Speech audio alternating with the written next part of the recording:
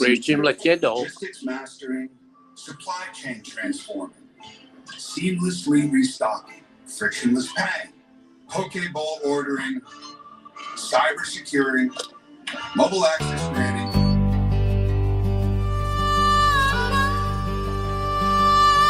Đón chào Xuân Bính Ngọ 2026, Teletron Bosa sẽ phát lộc đầu xuân cho 100 khách đầu tiên mỗi ngày, thứ Bảy 21 và Chủ nhật 22 tháng 2. Đặc biệt, chương trình đốt pháo tưng bừng và nhạc hội mừng xuân hoàn toàn miễn phí trong suốt 2 ngày, thứ Bảy 21 và Chủ nhật 22 tháng 2. Quy tụ gần 40 ca nghệ sĩ nổi tiếng. Danh ca Thanh Lan, Carol Kim, Mai Lệ Huyền, Châu Ngọc Hà, Ngọc Ngữ, Tuấn Vũ, Phương Hồng Quế, Linda Trang Đài, Thơm Ngô, Danh Hài Hoài Tâm, Hồng Loan, Bảo Lộc và còn nhiều nữa. Quý khách còn được chơi lô tô miễn phí, quà thưởng giá trị. Nhiều sản phẩm tiện nghi và sức khỏe được đại hạ giá với chương trình tống cụ nghinh tân buyback từ 500 đến 2.000 đồng. Trả góp 48 tháng không đau không tiền lời tại tất cả các chi nhánh của Teletron trên toàn Hoa Kỳ. Mua nệm cứng chống đau lưng Amante Italy hay nệm Luxury rồng vàng Italy được trade-in nệm cũ từ 500 đến 1.000 đồng. Mua ghế massage JP 4.100 Made in Japan được trade-in ghế cũ 2.000 đồng. Mua bàn ăn sofa Made in Italy được trade-in đồ cũ từ 500 đến 1.000 đồng.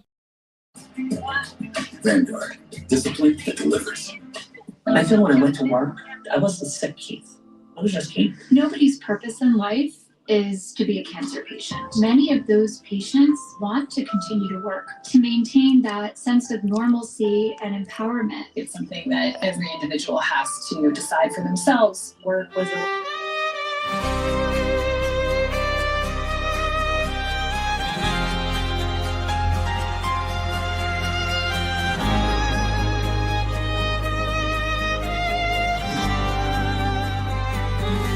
Ein mutiger Führer, eine starke Stimme,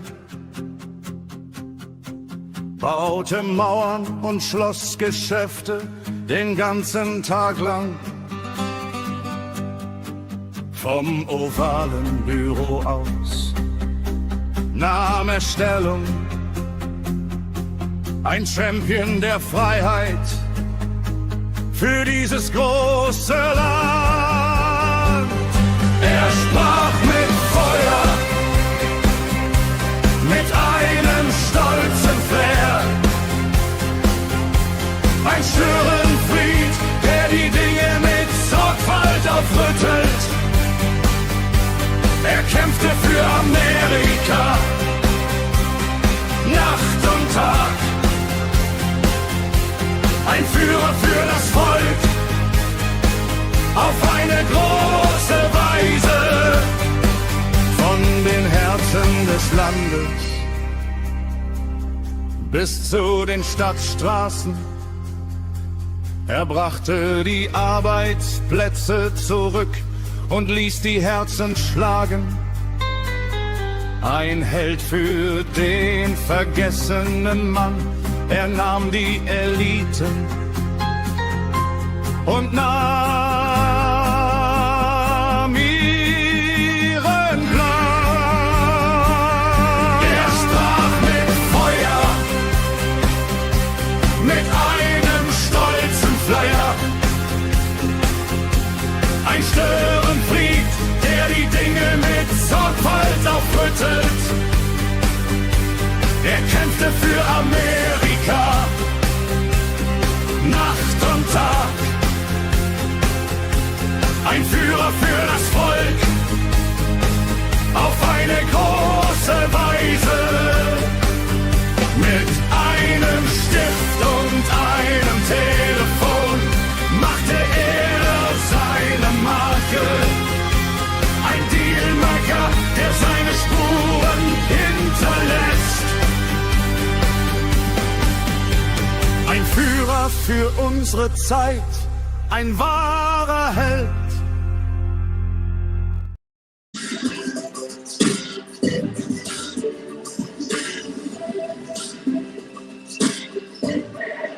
Ok anh chị em, bây giờ đã tới giờ chuẩn bị đó là cho cái buổi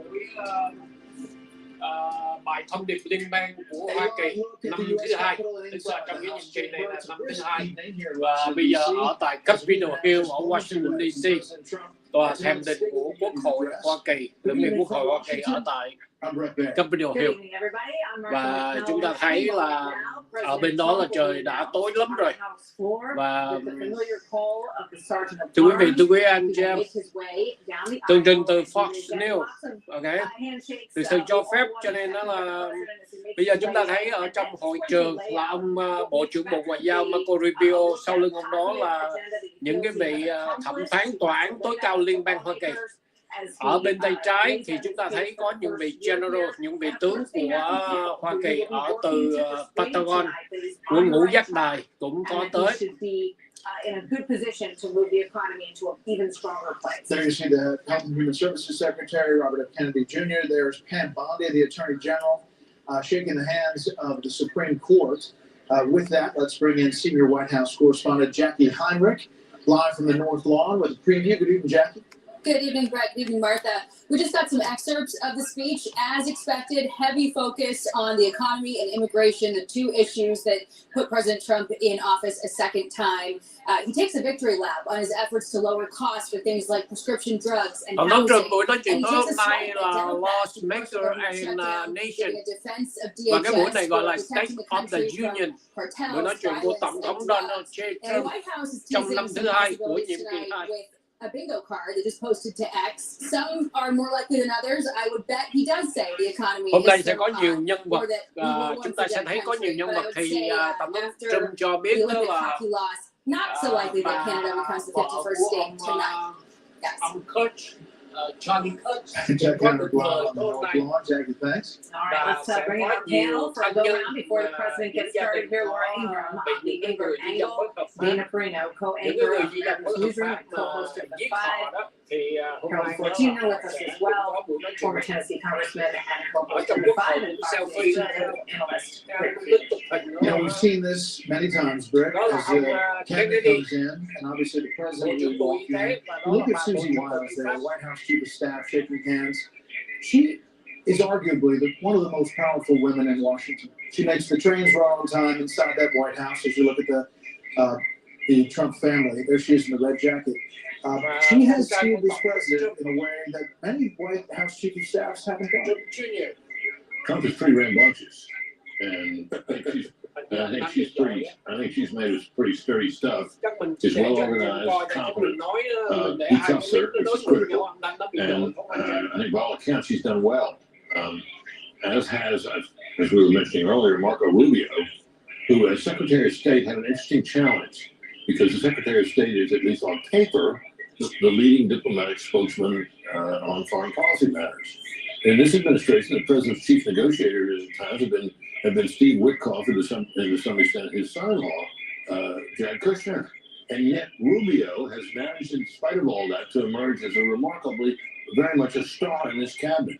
And his recent speech in Munich, Germany, at that conference over there, has managed to completely reverse the atmosphere in which the president found himself, he and his administration, in dealing with Europe.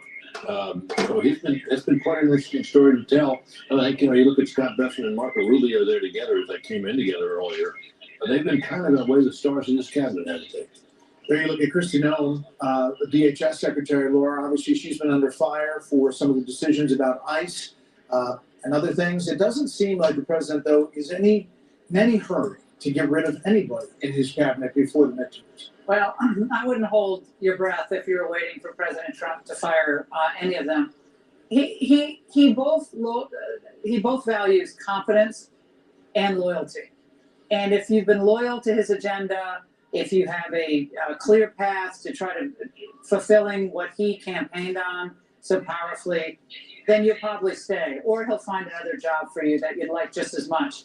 But to the point about this cabinet that Britt raised, Bessent, Rubio, General Kane, Zeldin, Chris Wright, this is an incredible group of individuals who could be doing anything with their time, extremely successful, and they have come in at a very difficult point in our nation's history and are trying to do something that is very tough, which is take on the old establishment and remake the Republican Party in a way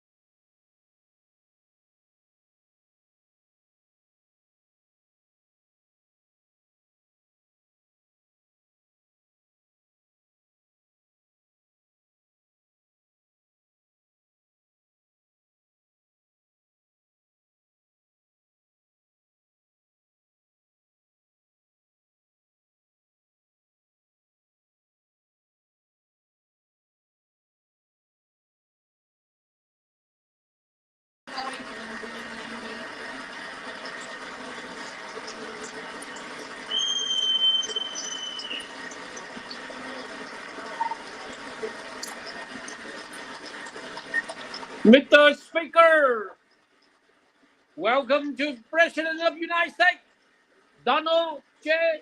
Trump. Bà làm job đó được không?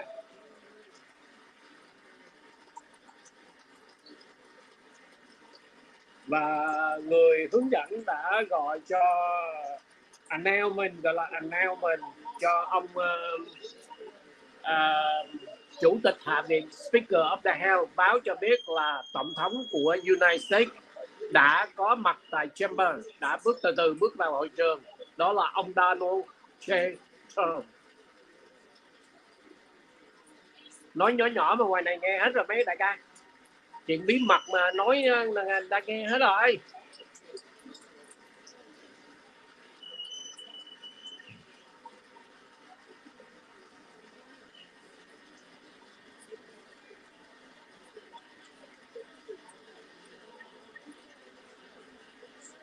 Mình chưa có về nhà anh em, đang ở nửa đường, đang ở trong một cái khách sạn. Tại vì nếu mà về đó lái xe về nhà là không kịp cho cái buổi này, cho nên tấp vô về tới Seattle rồi, đó là book một cái khách sạn vô ở để mà tiếp cái chương trình này, chứ chưa có về tới nhà. Ngày mai mình mới về tới nhà.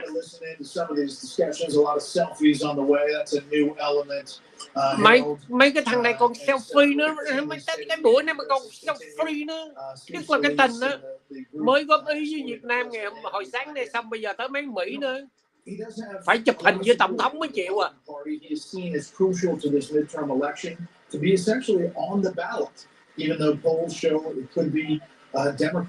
House Chamber 9 giờ lại phút PM.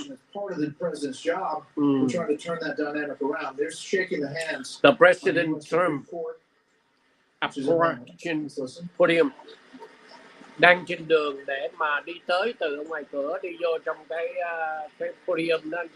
Cái đó là gì? Cái bục nói chuyện. Trời ơi, tướng 4 sao, 1, 2, 3, 4, 5, 6, 7, 8, tướng 4 sao, tư lệnh không quân, tư lệnh hải quân, tư lệnh thủy quân lục chiến, tư lệnh lục quân. Toàn là những ông 4 sao, không đô đốc gì đó. Nó có ông đô đốc. Ủa, cái ông đó là ông nào vậy ta? Đấy là lạ.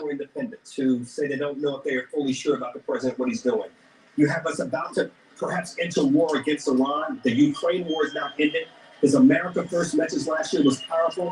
We're going to see how he connects the dots tonight. I'm rooting for him, but you got to understand, tonight's a little different night than it was for him a year ago.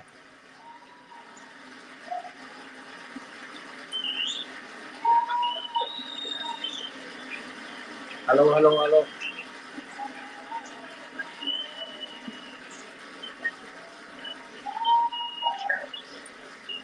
Tổng thống nước Liên ở trên bục là phó tổng thống Chili Ben, bên tay trái và bên tay phải là Speaker of the House ông Mike Johnson. Và bây giờ tổng thống đang đứng đó để mà chờ một cái sự gọi là cho phép của chủ tịch quốc hội và phó tổng thống để mời tổng thống tới cái bục để mà nói chuyện. Yeah. Làm đúng thủ tục protocol anh em.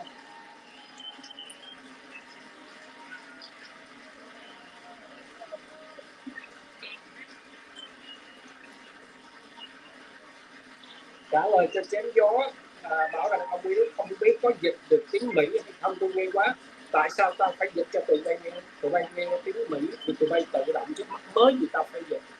Giống như thằng Tô Lâm đó, tại sao phải dạy cho nó tiếng Anh khi nó là chủ tịch nước? Tại sao phải dịch tiếng Mỹ lại cho cái lũ sốt dập tụi bay để tụi bay ngồi đó, mà tụi bay cứ ngồi đó, tụi bay không chịu đi học đi, khỏi cần dịch.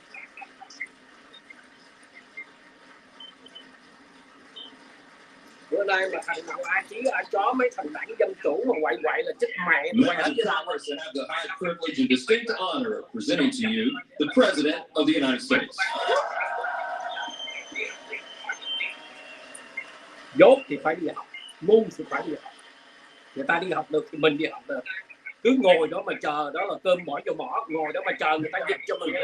No way. 45th and 47th President of the United States, State of the Union Address 2026.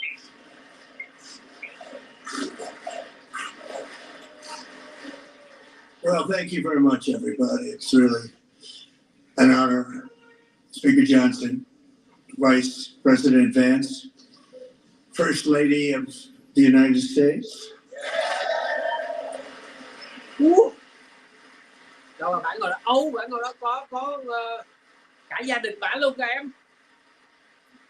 First Lady of the United States, đệ nhất phu nhân ngầu chưa? Mang bộ đồ vest á, mang đồ vest á.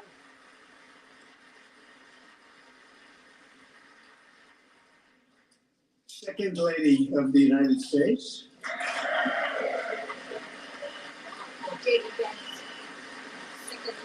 Yeah, second lady loại của JD.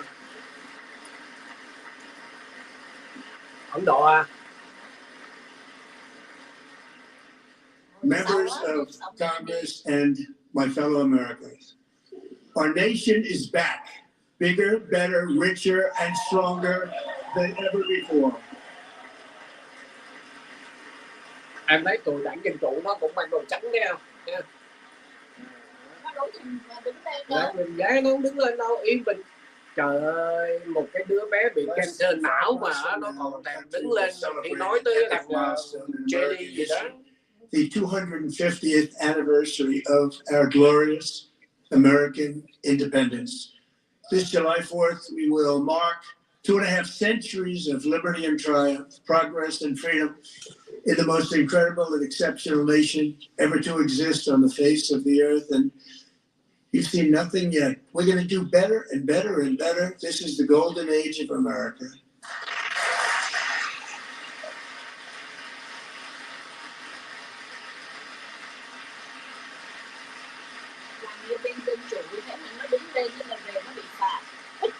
Yeah, bên Dân Chủ nếu mà nó nói mà nó đứng lên đó là nó bị cắt cái phần inherited a nation in crisis with a Pelosi nó nói mà inflation at record levels, a wide open border, horrendous recruitment for military and police, rampant crime at home, and wars and chaos all over the world.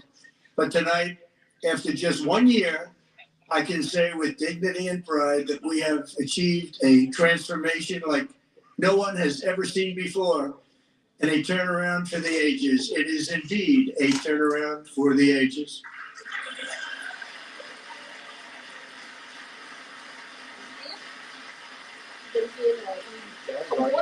Đảng Dân Chủ ngồi im, không được vỗ tay luôn. Đứa nào mà đảng Dân Chủ mà đứng lên đó là tổng thống Trump nói chuyện mà đứng lên để vỗ tay đó là nó bị cắt cái fundraising. Đó, cái thằng đó đợt trước cái lần trước bị dẫn ra ngoài, bây giờ lần một lần nữa. Lần này cũng bị dẫn ra ngoài. Mà cái mọi rợ đó mẹ nó là cho nó vô đây làm cái gì không biết nữa. Bởi vì cái luồng xung đột đảng Dân Chủ này nó kỳ cục vô cùng luôn á. Hành xử giống như là du côn.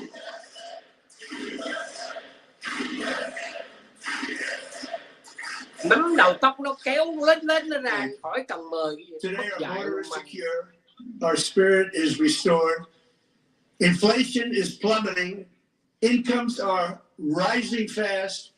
The roaring economy is roaring like never before.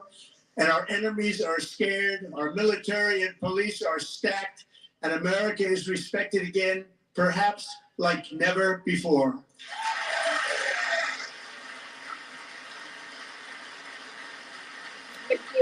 Ngồi yên một chỗ giống như pho tượng, coi đám Dân Chủ hành xử rất là con nít luôn. Chứ mà sao có những người Việt Nam mà ủng hộ đảng Dân Chủ mà không hiểu luôn. Illegal aliens poured across our borders, totally unvetted and unchecked. We now have the strongest and most secure border in American history by far.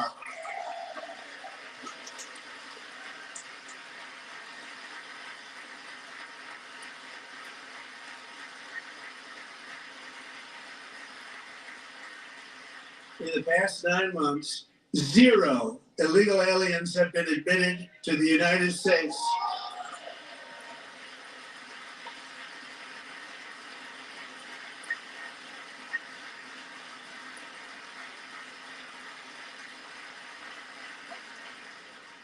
But we will always allow people to come in legally, people that will love our country and will work hard to maintain our country.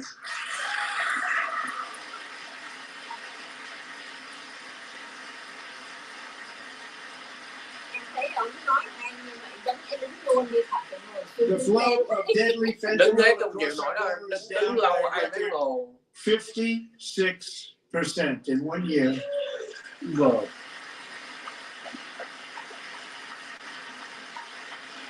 Thấy đảng Dân Chủ không? And last year, the murder rate saw its single largest decline in recorded history. This is the biggest decline in recorded history, the lowest number in over 125 years. Year 1900, in fact, substantially before my wonderful father. I had a wonderful father, Fred, before he was born, substantially before he was born. That's a long time ago. He wouldn't like me to say that, but that's a long time. The Biden administration and its allies in Congress gave us the worst inflation in the history of our country. But in 12 months, my administration has driven core inflation down to the lowest level in more than 5 years. And in the last 3 months of 2025, it was down to 1.7%. Mình không có xài AI gì hết, mình đang ở khách sạn, mình chưa về tới nhà, mình không có giống như đầy đủ dụng cụ đâu, chỉ có cái phone là mình chiếu lên cái tivi cho anh chị em coi thôi. Ok, chứ không phải như ở nhà mà đầy đủ máy móc loa đồ này nọ, đó là thành ra anh chị em thông cảm đi. A disaster is now below $2.30 a gallon in most states, and in some places $1.99 a gallon. And when I visited the great state of Iowa just a few weeks ago, I even saw $1.85 a gallon for gasoline. Gas. Còn xuống nữa, còn 2 năm nữa, giờ $1.85. Phải đảng Dân Chủ không? Xăng xuống nó cũng ngồi. Mortgage rates are the lowest in 4 years and falling fast. And the annual cost of the typical mortgage is down almost $5,000 since I took office. Của đảng Dân Chủ đó là họ bị handicap và kinh cho nên họ đứng lên không được.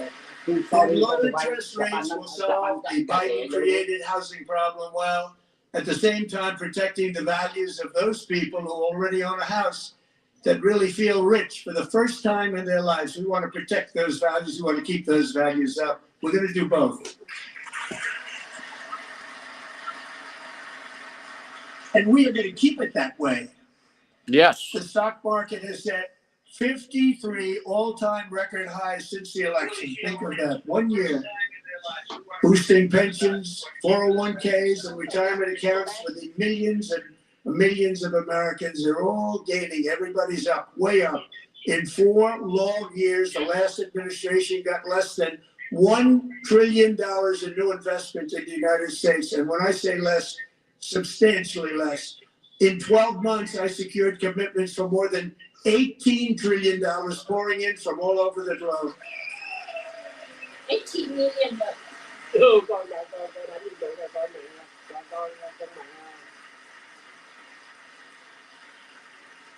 Think of it, much less than $1 trillion for 4 years versus much more than $18 trillion for 1 year. What a difference a president makes. A short time ago, we were a dead country. Now we are the hottest country anywhere in the world. The hottest. Đài. Ông nói gì vậy?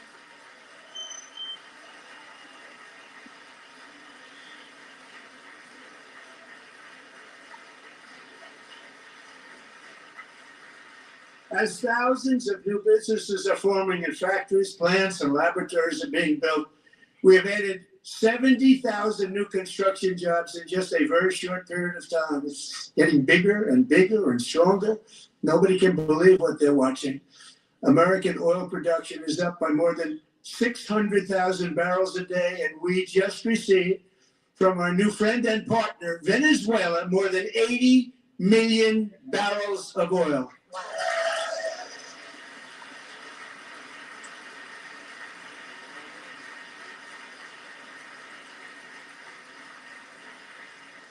American natural gas production is at an all-time high because I kept my promise to drill, baby, drill.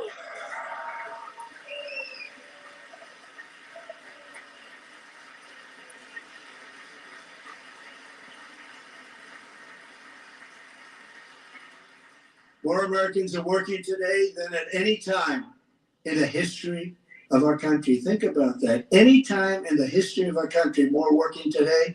And 100% of all jobs created under my administration have been in the private sector.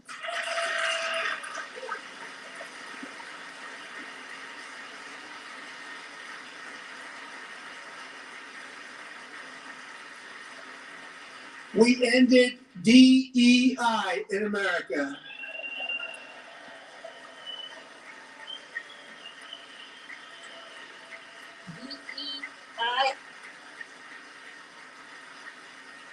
We got a record number of job-killing regulations, and in 1 year we have lifted 2.4 million Americans, a record, off of food stamps.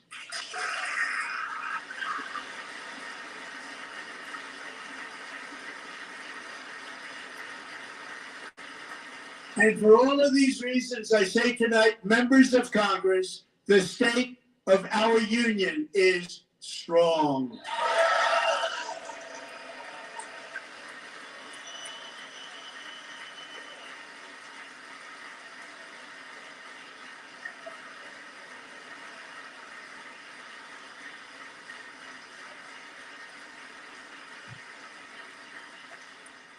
Our country is winning again. In fact, we're winning so much that we really don't know what to do about it. People are asking me, please, please, please, Mr. President, we're winning too much. We can't take it anymore. We're not used to winning in our country. Until you came along, we just always losing, but now we're winning too much. And I say, no, no, no, you're going to win again. You're going to win big. You're going to win bigger than ever. And to prove that point, here with us tonight is a group of winners who just made the entire nation proud. The men's gold medal Olympic hockey team. Come on in. Mấy người đó đó ba, hockey team đó.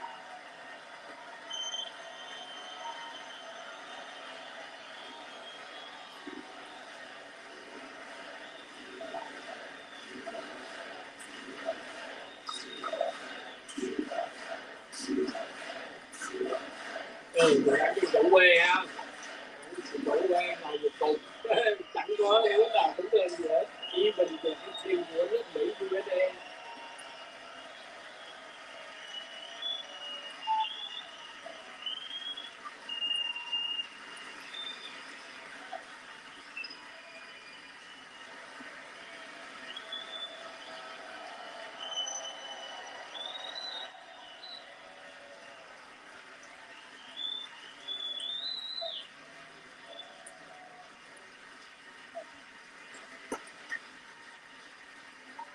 Có thằng bị gãy mấy cái răng. Cái người bác nó hỏi gì ấy, nó đừng lo, cái đem chích ông bị rất là rút. Dạ đó thằng đó rất gãy.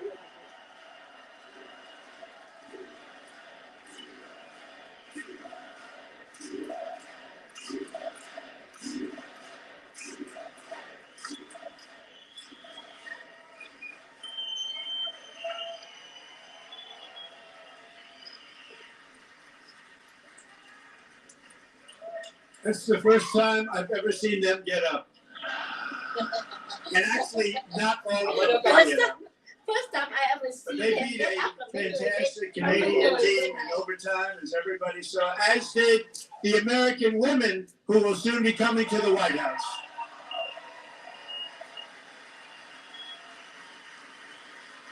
Sao có con gì này chiêu liêu đó nó không có được cái này đâu.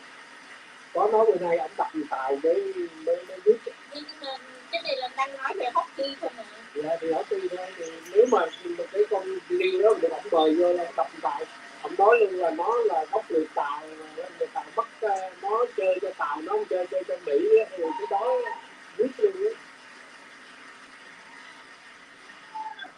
They were in the Oval Office before, and I just want to say a second very big congratulations to Team USA. But I have to say that, and I told them this, and we took a vote of the team. I said, anybody votes no, I'm not doing it.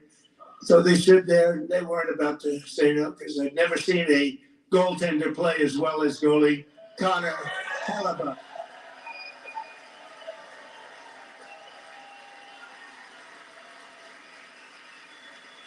Cô đi á, đó là thằng chính vô đó.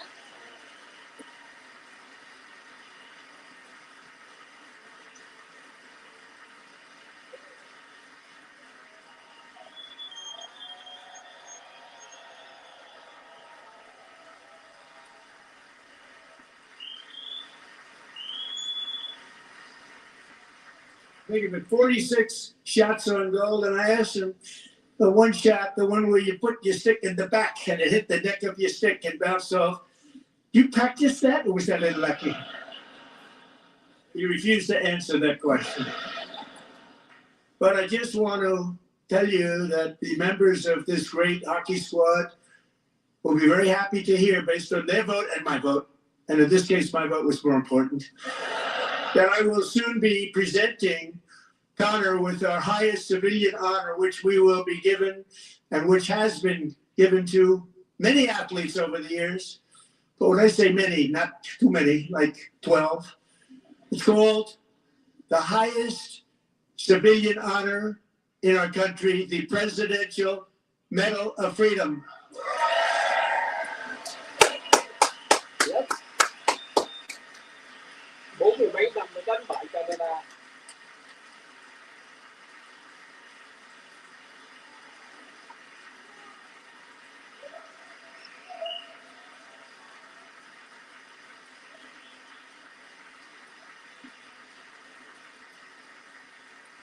Great athletes have gotten that, very great, the best, and I thought he deserved it. And I did take a vote, every single one of them. I said, I'm not giving it if anybody goes no, and every single one of them rapidly put up their hand.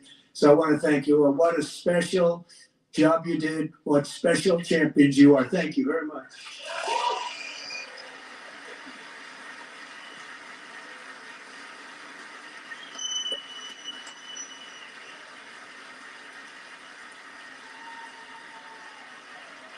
Bây giờ bên này nó cũng đứng kìa ba. I'm also pleased to say that the next time the Olympic torch is lit, it will be here in America for the 2028 Olympics, and it's the summer version right in Los Angeles. We're going to do a good job in Los Angeles.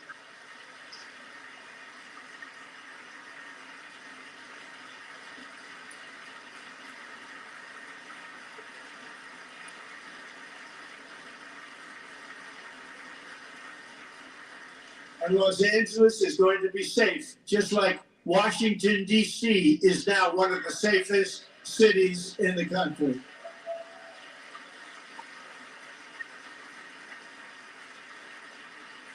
And this year, and I must say I got them both. I got them in the first term, and I was disappointed because I didn't think I'd be the president when this happened. But strange things took place. And now I've got them because I got the Olympics and I got the 2026 FIFA World Cup. And I wanted to claim the 250th, but I didn't get away with that one. I couldn't claim that one for myself. But we're getting the World Cup. So we have the World Cup and the Olympics coming. And that is exciting news.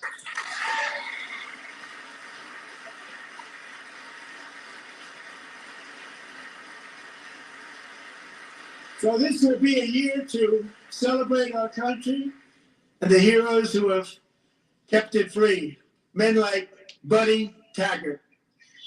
At age 17, Buddy volunteered to defend America in World War II, serving in the Pacific under the great General Douglas MacArthur. He fought bravely in the famous Battle of Manila, worked so hard. He was badly wounded and almost killed by enemy machine guns in Luzon. And 81 years ago this month, he liberated the largest internment camp in the Philippines, one of the largest anywhere in the world. But he earned many honors, including a Purple Heart and a Bronze Star, came home, started a family, and tonight he is in the gallery looking forward to July 4th, 2026, his 100th birthday. lại lửa thầm lặng quất ra bên đây Chắc tuổi rồi. wow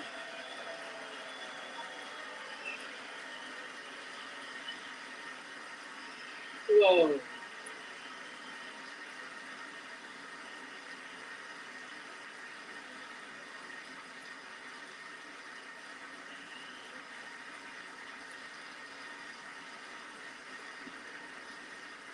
ông cựu chiến binh qua đây bên đây ông là So, buddy, you're a brave man, and we salute you. Even in times of challenge, setback, and immense heartache, the spirit of 1776 has always shone through very brightly. It was July 4th of last year when floodwaters tore through a girls' summer camp in central Texas. One of the worst things I've ever seen. I was there, rising 26 feet in the matter of minutes, tragically claiming many, many lives. You all remember that one. As the waters threatened to sweep her away, 11-year-old Millie Kate McClament closed her eyes and prayed to God. She thought she was going to die. Those prayers were answered when Coast Guard rescue swimmer Scott Ruskin descended from a helicopter above. Nobody knew where he came from. It was Scott's first ever rescue mission, young guy, but very brave, very, very top, always top in his class. And he lifted not just Billy Kate, but 164 others to safety.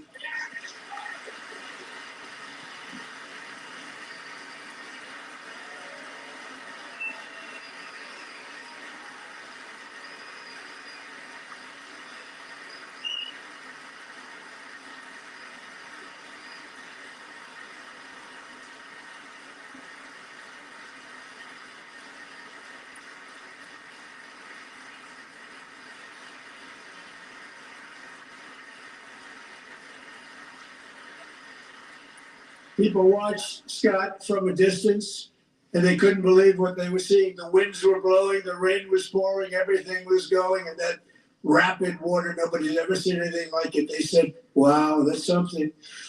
Tonight, Scott and Millie Kate are here together, reunited for the very first time. Thank you, Scott, Millie Kate.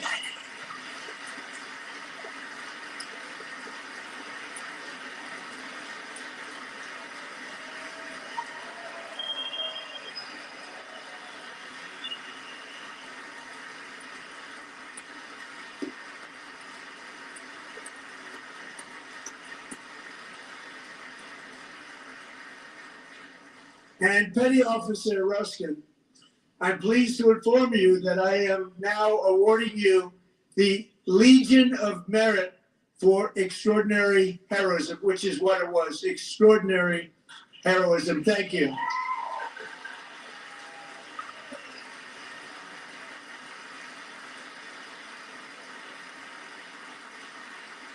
và được trao tặng huân chương ngay tại chỗ luôn em.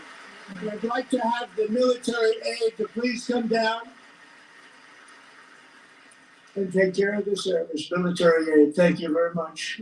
Take care of that very important service. Thank you very much. From 1776 to today, every generation of Americans has stepped forward to defend life, liberty, and the pursuit of happiness. And they're really doing it for the next generation. But now it's our turn. Together we're building a nation where every child has the chance to reach higher and go further, where government answers to the people, not the powerful, and where the interests of hardworking American citizens are always our first and ultimate concern. That is the debt we owe to the heroes who came before us, and that is the promise we must keep to America for our 250th year. Last year, I urged this Congress to begin the mission by passing the largest tax cuts in American history, and our Republican majorities delivered so beautifully. Thank you, Republicans.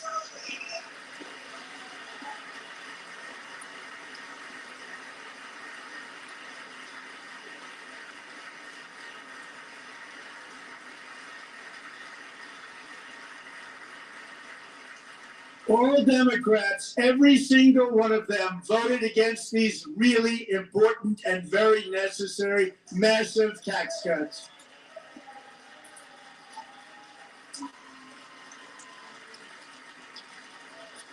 They wanted large-scale tax increases to hurt the people instead. But we held strong, and with the great, big, beautiful bill, we gave you no tax on tips, no tax on overtime, and no tax on Social Security for our great seniors.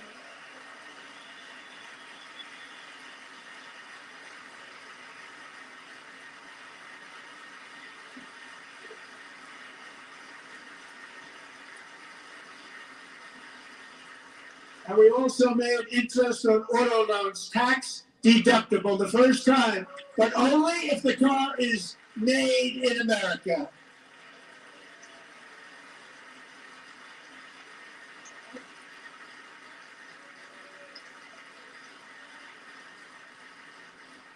Recently in Pennsylvania, I met Megan Hemhauser, a devoted mom who's homeschools her children, beautiful, 2 children, during the day while waiting tables at night as her husband works overtime operating very heavy equipment.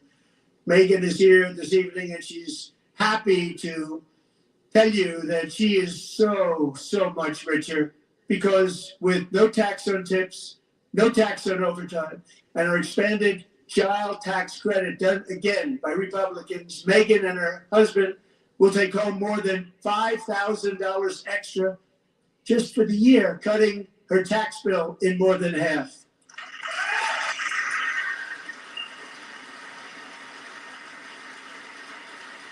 Megan, please stand up. We're fighting for you, Megan.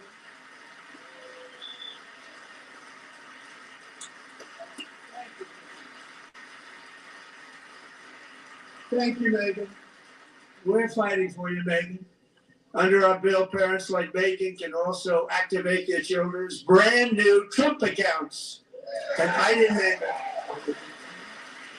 I did not name that.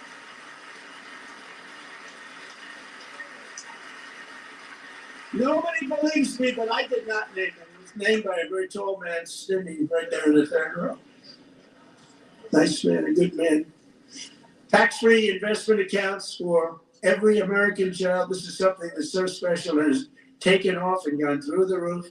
Millions will be pre-funded courtesy of the U.S. Treasury and private individuals like Michael and Susan Dell, who have donated $6.25 billion to fund the Trump accounts for 25 million American children. They're great people.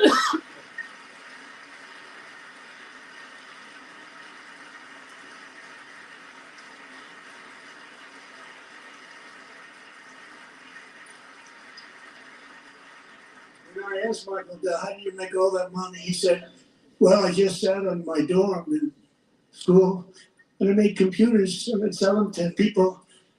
And I just kept selling and selling and selling. And pretty amazing story. That's called the American dream. We sold a lot of computers, a lot of those laptops.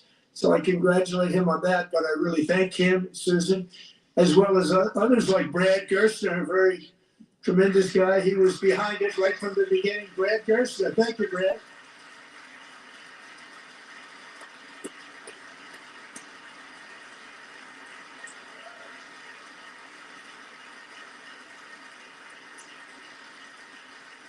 So with modest additional contributions, these young people's accounts could grow to over $100,000 or more by the time they turn 18. Think of it, how much money is that for somebody that started with nothing? Over 100,000, could be much more than that. To make this investment in our children's future, go to trumpaccounts.gov, trumpaccounts.gov. And a lot of people are doing it. They're setting every record in the book. It's popular. They knew what it was going to take. I'm so proud of them. I'm so proud of the people that got it started.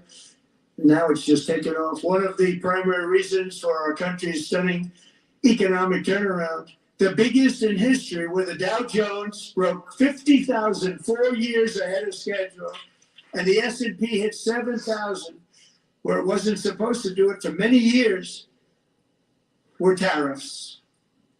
I used these tariffs, took in hundreds of billions of dollars to make great deals for our country, both economically and on a national security basis. Everything was working well. Countries that were ripping us off for decades are now paying us hundreds of billions of dollars. They were ripping us so badly, you all know that. Everybody knows it. Even the Democrats know it. They just don't want to say it. And yet these countries are now happy, and so are we. We made deals. The deals are all done. And they're happy. They're not making money like they used to, but we're making a lot of money. There was no inflation, tremendous growth. And the big story was how Donald Trump called the economy correctly. And 22 Nobel Prize winners in economics didn't. They got it totally wrong. They got it really wrong. And then just 4 days ago, an unfortunate ruling from the United States Supreme Court. It just came down. It came down. Very unfortunate ruling. But the good news is that almost all countries and corporations want to keep the deal that they already made, right, Scott? Knowing that the legal power that I, as president, have to make a new deal could be far worse for them, and therefore they will continue to work along the same successful path that we had negotiated before the Supreme Court's unfortunate involvement. So despite the disappointing ruling, these powerful country saving is saving our country, the kind of money we're taking in. Peace protecting. Many of the wars I settled was because of the threat of tariffs. I wouldn't have been able to settle them without. Will remain in place under fully approved and tested alternative legal statutes. And they have been tested for a long time. They're a little more complex, but they're actually probably better, leading to a solution that will be even stronger than before. Congressional action will not be necessary. It's already time tested and approved. And as time goes by, I believe the tariffs paid for by foreign countries will, like in the past, substantially replace the modern day system of income tax, taking a great financial burden off the people that I love.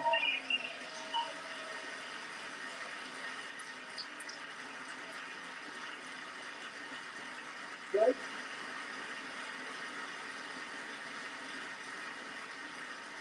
Moving forward, factories, jobs, investment, and trillions of dollars will continue pouring into the United States of America because we finally have a president who puts America first. Put America first. I love America.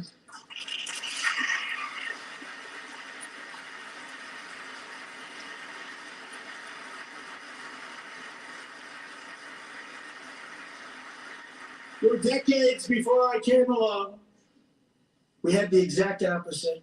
From trade to healthcare, from energy to immigration, everything was stolen and rigged in order to drain the wealth out of the productive, hardworking people who make our country great, who make our country run.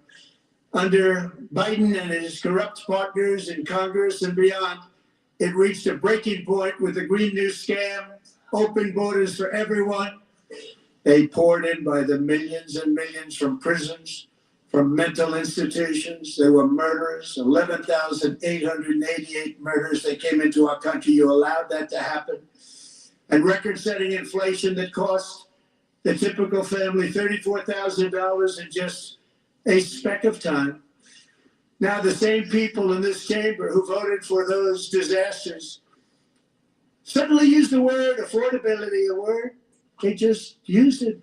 Somebody gave it to them, knowing full well that they caused and created the increased prices that all of our citizens had to endure. You caused that problem. You caused that problem.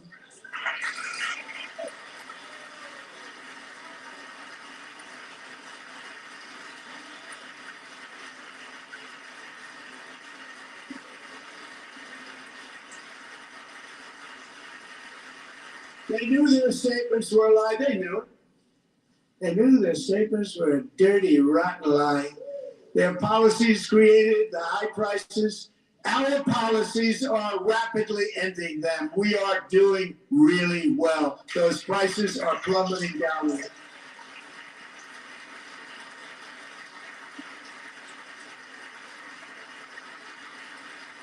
The price of eggs is down 60%.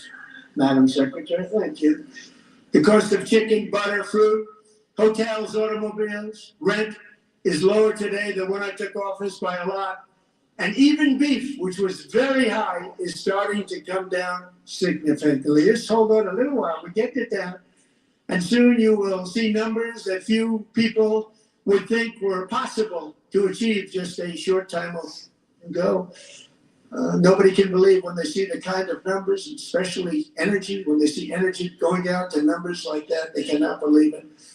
It's like another big tax cut. I'm also confronting one of the biggest ripoffs of our times, the crushing cost of healthcare caused by you. Since the passage of the Unaffordable Care Act, sometimes referred to as Obamacare, big insurance companies have gotten rich. It was meant for the insurance companies, not for the people. With our government giving them hundreds and hundreds of billions of dollars a year, as their stock prices soared 1,000, 1,200, 1,400, and even 1,700%, like nothing else. That's why I introduced the great healthcare plan. I want to stop all payments to big insurance companies and instead give that money directly to the people so they can buy their healthcare, which will be better healthcare at a much lower cost.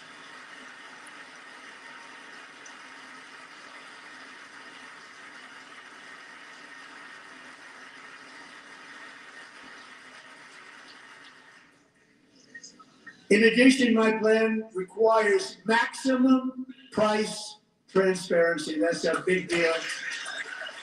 Sounds so simple, so good. And I did that in my first term, and the Democrats immediately terminated it with full knowledge that they were doing a very bad thing for the people. Costs were going to go way up, and that's what happened. And now I'm bringing them way down on healthcare and everything else. I'm also ending the wildly inflated cost of prescription drugs like has never happened before.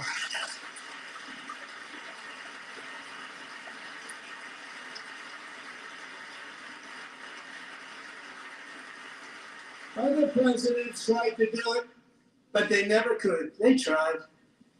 Most didn't try, actually. But they tried. They said they tried. They couldn't do it. They didn't even come close. They were all talk and no action, but I got it done. Under my just enacted most favored nation agreements, Americans who have for decades paid by far the highest prices of any nation anywhere in the world for prescription drugs will now pay the lowest price anywhere in the world for drugs. Anywhere, the lowest price.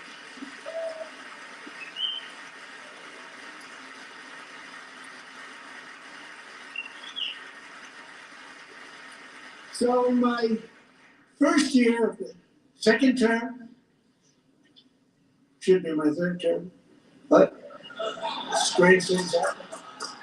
I took prescription drugs, a very big part of healthcare, from the highest price in the entire world to the lowest. That's a big achievement. The result is price differences of 300, 400, 500, 600% and more, all available right now at a new website called TrumpRx.gov. And I didn't name that one either, by the way.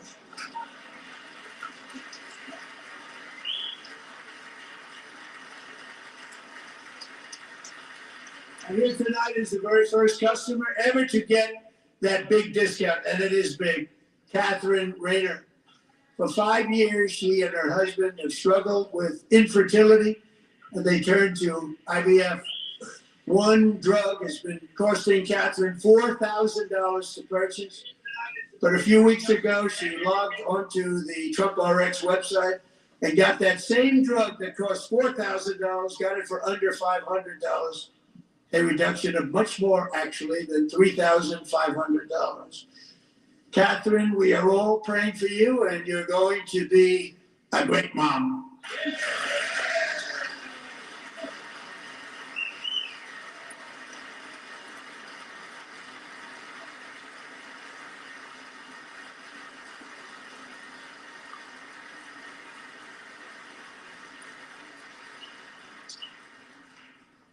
So now I'm calling on Congress to codify my most favored nation program into law. Now, the one thing I'm not sure it matters because it's going to be very hard for somebody that comes along after me to say, let's raise drug prices by 700 or 800%.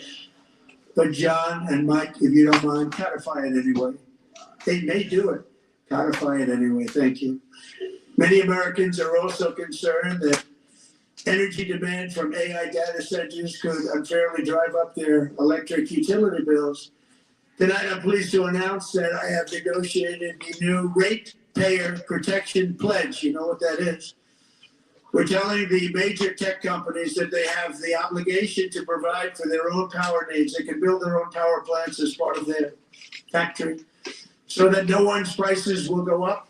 And in many cases, prices of electricity will go down for the community and very substantially down. This is a unique strategy never used in this country before. We have an old grid. It could never handle the kind of numbers, the amount of electricity that's needed. So I'm telling them they can build their own plant. They're going to produce their own electricity. It will ensure the company's ability to get electricity while at the same time lowering prices of electricity for you. It could be very substantial. So all of you cities and towns, you're going to see some good things happen over the next number of years. Another pillar of the American dream that has been under attack is home ownership. With us tonight is Rachel Wiggins, a mom of two from Houston. She placed bids on 20 homes and lost all of those bids to gigantic investment firms that bypassed inspection, paid all cash, and turned those houses into rentals, stealing away her American dream. She was devastated. Stories like this are why last month I signed executive order to ban large Wall Street investment firms from buying up in the thousands single-family homes.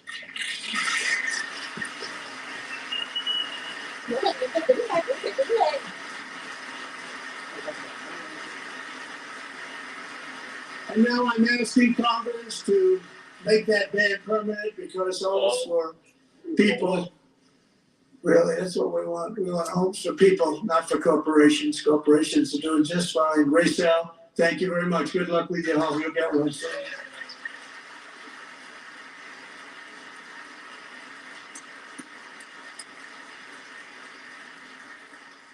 We're also working to make it easier for Americans to save for retirement. And under this administration, we will always protect Social Security and Medicare. They are not protecting it for our seniors. We will always protect Social Security, Medicare.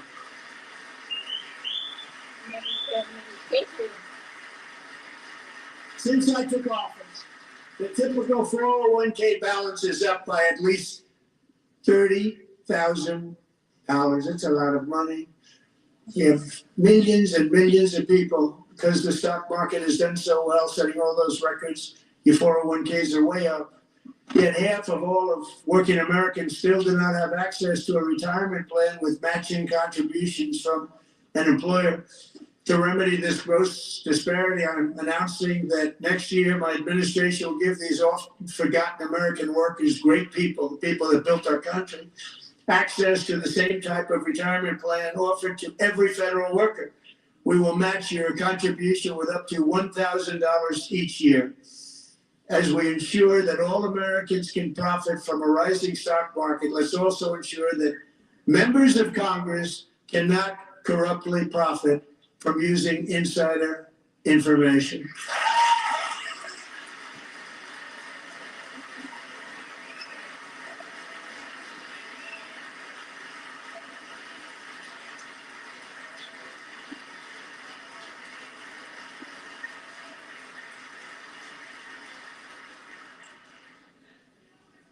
They stood up for that. I can't believe it. Did Nancy Pelosi stand up if she's here? Pass the Stop Insider Trading Act without delay.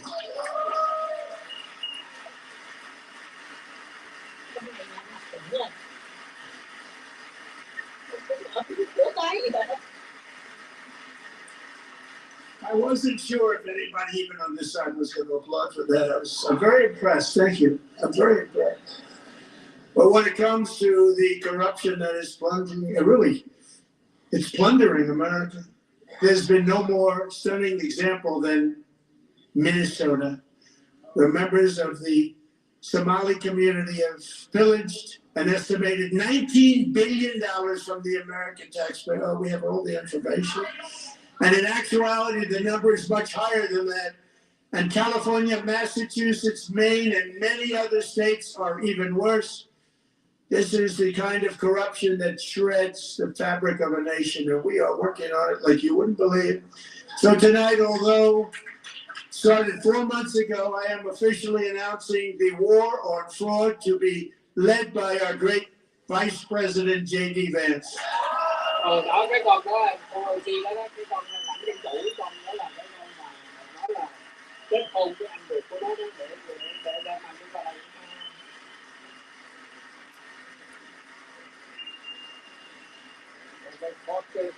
có chiến rồi nó rồi.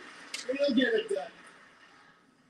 And we're able to find enough of that fraud, we will actually have a balanced budget overnight. It'll go very quickly. That's the kind of money you're talking about. We'll balance our budget. The Somali pirates who ransacked Minnesota remind us that there are large parts of the world where bribery, corruption, and lawlessness are the norm, not the exception. Importing these cultures through unrestricted immigration and open borders brings those problems right here to the USA. And it is the American people who pay the price in higher medical bills, car insurance rates, rent, taxes, and perhaps most importantly, crime. We will take care of this problem. We're going to take care of this problem. We are not playing games. Delilah.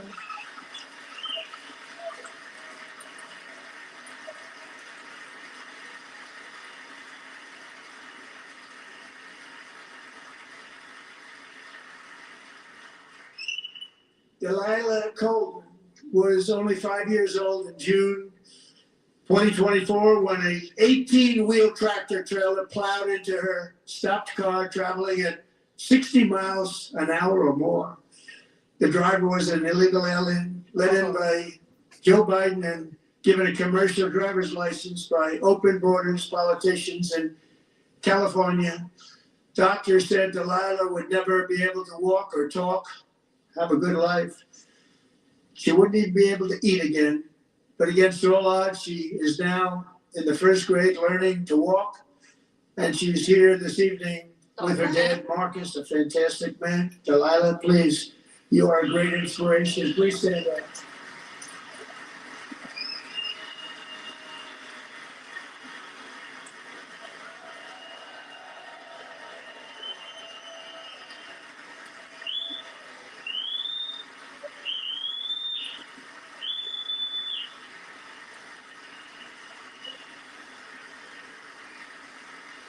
Bị xe chán bánh nữa. Tông vô. Thank you, Delilah.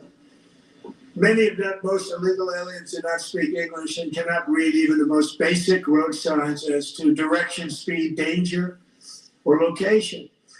That's why tonight I'm calling on Congress to pass what we will call the Delilah Law, barring any state from granting commercial driver's licenses to illegal aliens. Yes. Nó là legal mà tại sao cho nó bằng nói?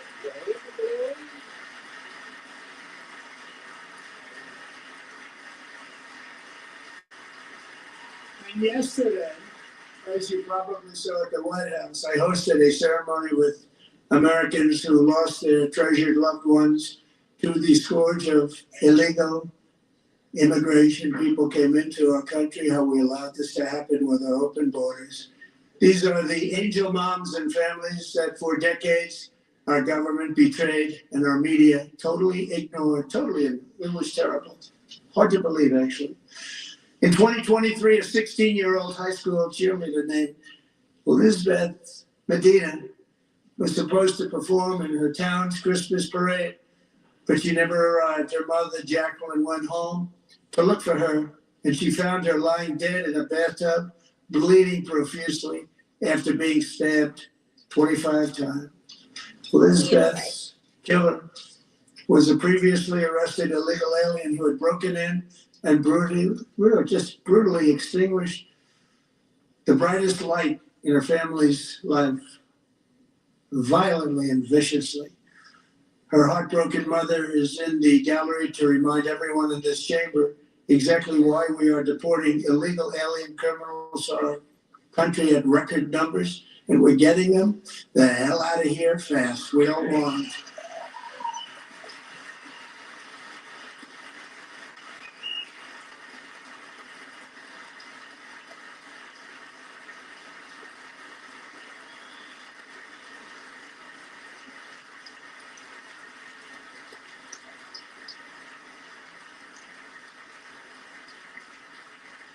Thank you very much, Jacqueline. Thank you. We can never forget that many in this room not only allowed the border invasion to happen before I got involved, but indeed they would do it all over again if they ever had the chance. If they ever got elected, they would open up those borders to some of the worst criminals anywhere in the world. The only thing standing between Americans and a wide open border right now is President Donald J. Trump and our great Republican patriots in Congress. Thank you.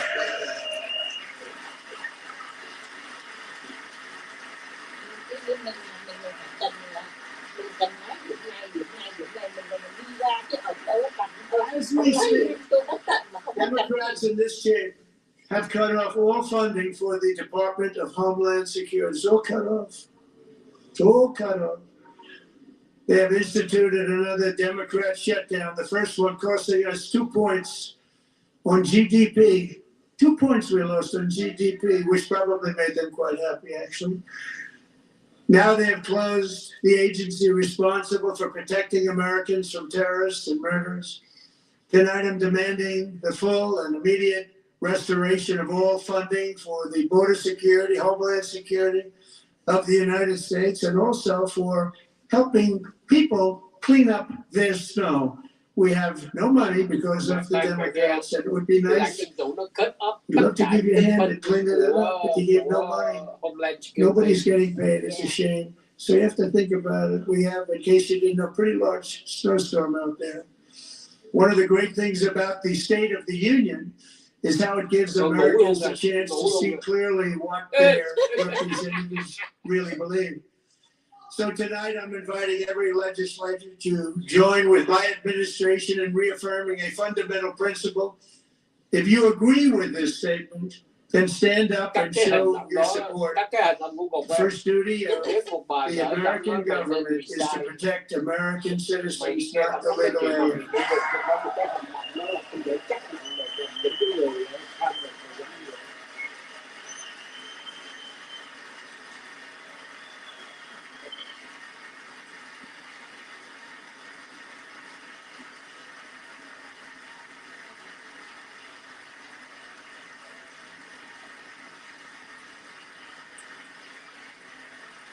Ông đưa tay nó còn đi đến đó.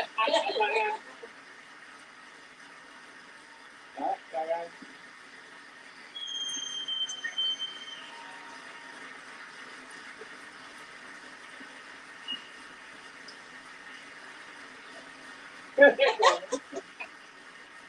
Đánh đầu rồi, thua, tạm biệt thua, nó coi từ đó lên, coi từ đó lên.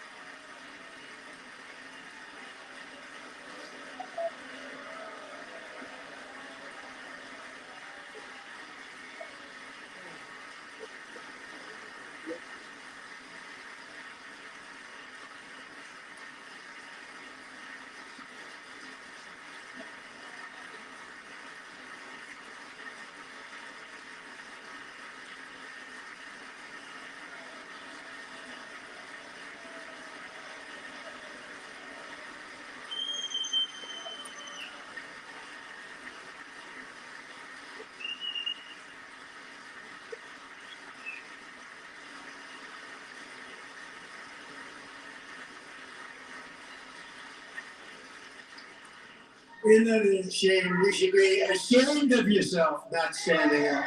You should be ashamed of yourself.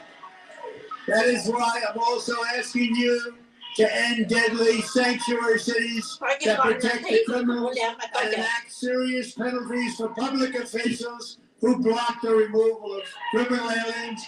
In many cases, drug lords, murderers all over our country, they're blocking the removal of these people out of our country, and you should be ashamed of yourself.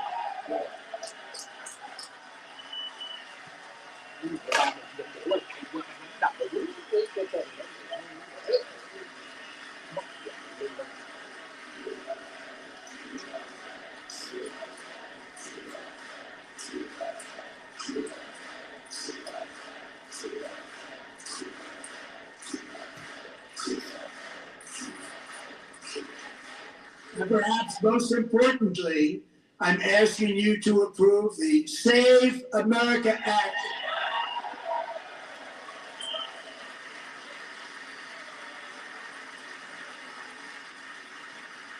To stop illegal aliens and others who are unpermitted persons from voting in our sacred American elections. That cheating is rampant in our elections. It's rampant. It's very simple. All voters must show voter ID.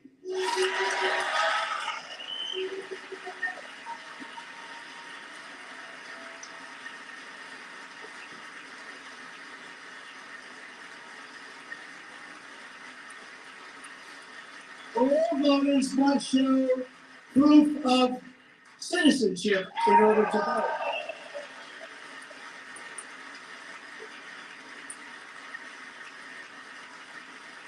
And no more crooked mail-in ballots except for illness, disability, military, or travel. None. And this should be an easy one. And by the way, it's polling at 89%, including Democrats. 89%.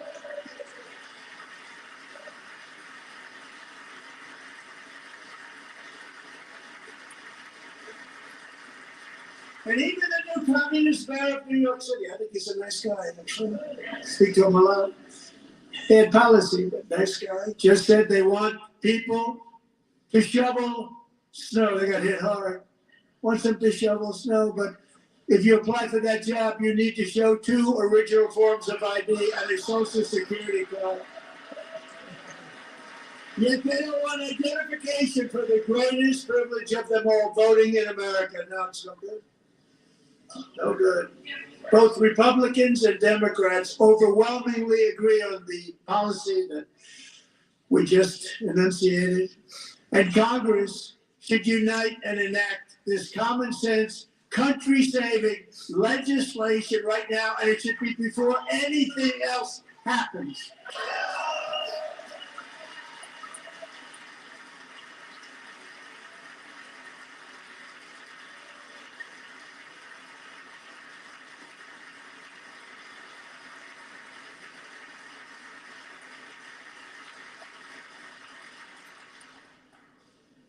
And the reason they don't want to do it, why would anybody not want voter ID? One reason, because they want to cheat. There's only one reason. They make up all excuses. They say it's racist. They come up with things you almost say, what imagination they have. They want to cheat. They have cheated. And their policy is so bad that the only way they can get elected is to cheat. And we're going to stop it. We have to stop it, John.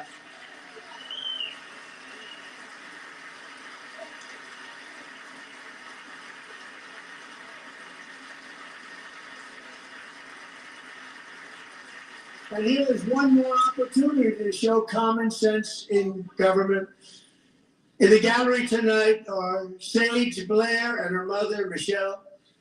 In 2021, Sage was 14 when school officials in Virginia sought to socially transition her to a new gender, treating her as a boy and hiding it from her parents. Hard to believe, isn't it? Before long, a confused Sage ran away from home after she was found in a horrific situation in Maryland A left-wing judge refused to return Sage to her parents because they did not immediately state that their daughter was their son. Sage was thrown into an all-boys state home and suffered terribly for a long time. But today, all of that is behind them because Sage is a proud and wonderful young woman with a full-ride scholarship to Liberty University. Sage and Michelle, please stand up.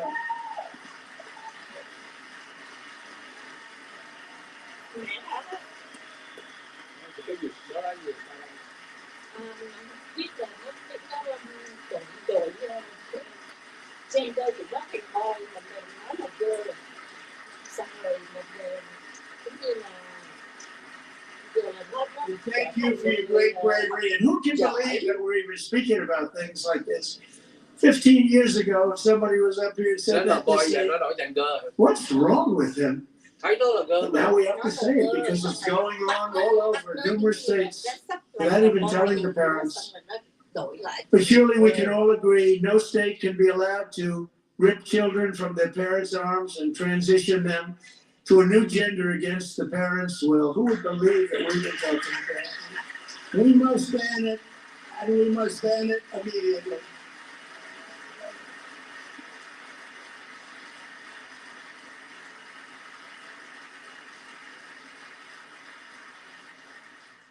Look, nobody stands up. These people are crazy. I'm telling you, they're crazy.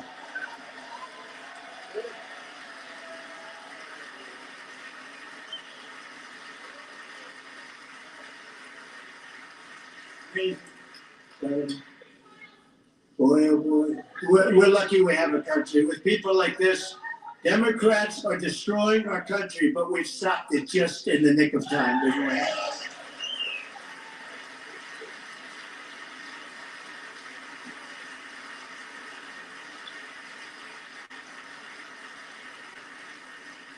No one cares more about protecting America's youth than our wonderful First Lady. Now a movie star. She's a movie star. Can you believe it? Who would have believed that? Over the past year, she has had an incredible impact championing AI legislation, advancing a landmark executive order on foster care, and helping secure $30 million to launch the Melania Trump Foster Youth to Independence Initiative. It's a tremendous, really a tremendous thing that happened and had a lot of bipartisan support. She gets much better bipartisan support than I do. I get none. She gets a lot. Someday you're gonna have to tell me how you did that. And students and educators in every state have joined the First Lady's efforts in the presidential AI challenge, keeping America's next generation positioned to succeed and strongly succeed in the future. Tonight we welcome two young people whose lives reflect the First Lady's impact. Sierra Burns and Everest Nevermont. Thank you, brother. Melania, thank you. How hard you work for. Thank you, brother. Ô mẹ được có hai tầng mà được hai tầng Điếp rồi. Còn cái thứ ba là nó bắt mẹ phải mua thêm nữa.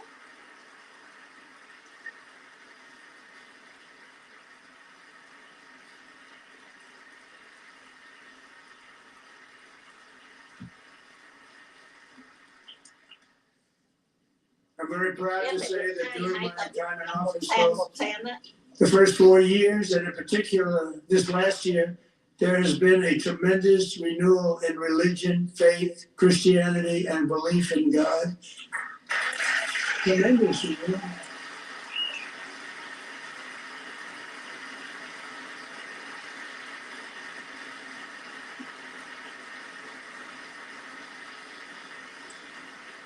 This is especially true among young people, and a big part of that had to do with my great friend, Charlie Kirk, a great guy, great guy.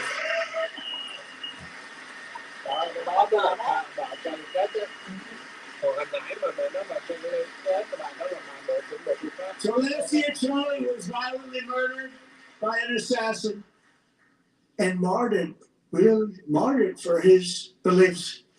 His wonderful wife, Erica, is with us tonight. Erica, please stand.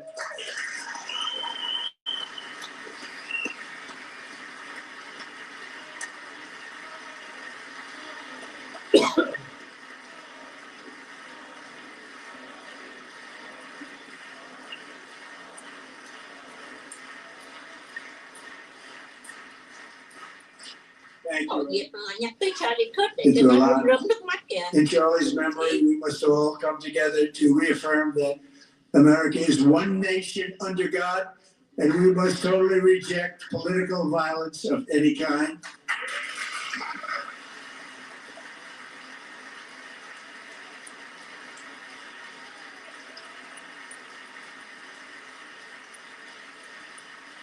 We love religion, and we love bringing it back, and it's coming back at levels that nobody actually thought possible. It's really a beautiful thing to see. Above all, unleashing America's promise requires keeping our community safe. We have made incredible strides, yet dangerous repeat offenders continue to be released by pro-crime Democrat politicians again and again. We are honored to be joined tonight by a woman who's been through hell, Anya Surutska. In 2022, she and her beautiful daughter, so beautiful, what a beautiful young woman, Irina fled war-torn Ukraine to live with relatives near Charlotte, North Carolina. And by the way, what's going on with Charlotte? Last summer, 23-year-old Irina was riding home on the train when a deranged monster who had been arrested over a dozen times and was released through no cash bail stood up and viciously slashed a knife through her neck and body. No one will ever forget. There were people on that train. No one will ever forget the expression of terror on Irina's face as she looked up at her attacker in the last seconds of her life. She died instantly. She had escaped a brutal war only to be slain by a hardened criminal set free to kill in America, came in through open borders. Mrs. Zaretsky, tonight I promise you we will ensure justice for your magnificent daughter, Irina.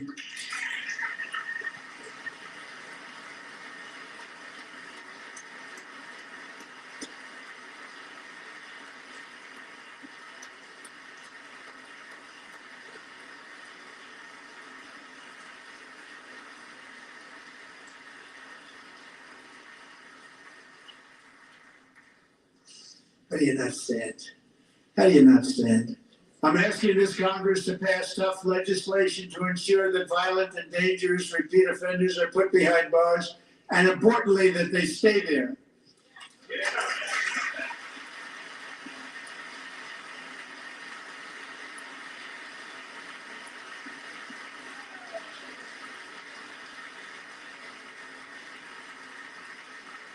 Starting last summer, I deployed our National Guard and federal law enforcement to restore law and order to our most dangerous cities, including Memphis, Tennessee, big success, New Orleans, Louisiana, big success, and our nation's capital itself, Washington, D.C., where we have almost no crime anymore in Washington, D.C. How did that happen?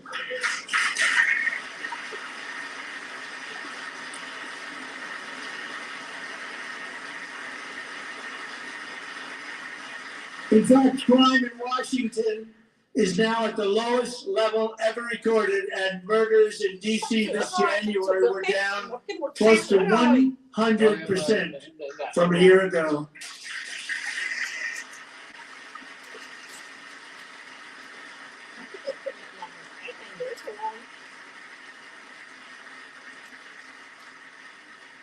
They don't like to hear that. One of the sick people, one of the brave service members who helped achieve this stunning turnaround was 20-year-old West Virginia Army National Guard Specialist Sarah Beckstrom. After a 4-month deployment, she voluntarily extended her service. Her rank was going to be lifted. She was doing so well. They were so proud of her. But the very next day, she was on patrol near the White House when she was ambushed and shot in the head by a terrorist monster from Afghanistan. Shouldn't have been in our country. And all because she wore the uniform of our nation, she was shot. He traveled here because he didn't like people wearing our uniform. He was sick and deranged, shouldn't have been in our country. Sarah Beckstrom died in order to defend our capital, and we are honored to be joined by her wonderful parents, Gary and Evelyn. Your daughter was a true American patriot, and she will be greatly missed. She was a great person. I saw reports on her. They've never seen anything like it.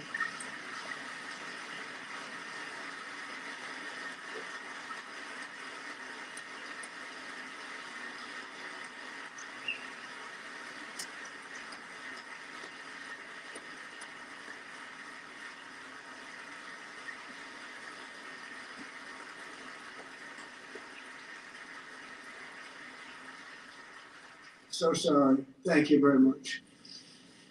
A great young lady. I saw reports that were like, perfect. She's perfect. Serving alongside Sarah that day was Staff Sergeant Andrew Wolf. The terrorist shot Andrew in the head, and no one thought he could possibly make it. The two of them, Sarah and Andrew, both shot violently in the head. Neither was expected to make it. They weren't even given a chance, except his wonderful mother, named Melody, who I spoke to the same night, and she was so positive.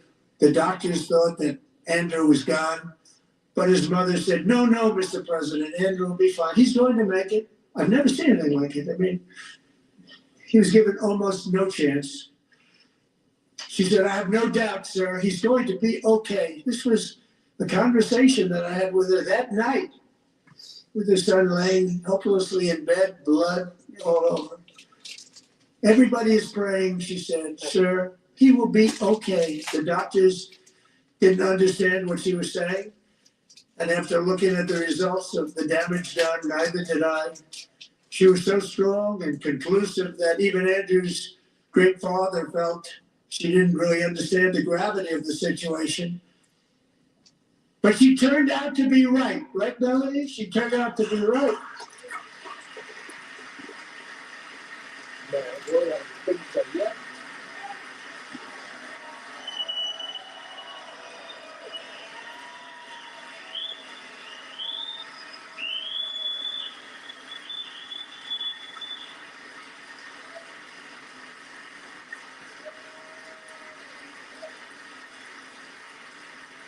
Này nó cay cay em ơi.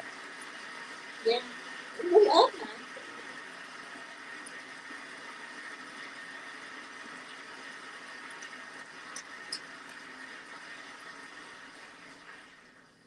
Amazing, actually. I said, where does this woman come from? She's the most positive person I've ever met. With God's help, Andrew has battled back from the edge of death, and we're talking about the edge of death, on his way to a miraculous recovery. He's got a little work to do, but he's doing great. Nice to see you. He's a good-looking guy. Nice to see you. Thanks, Andrew. Thank you very much.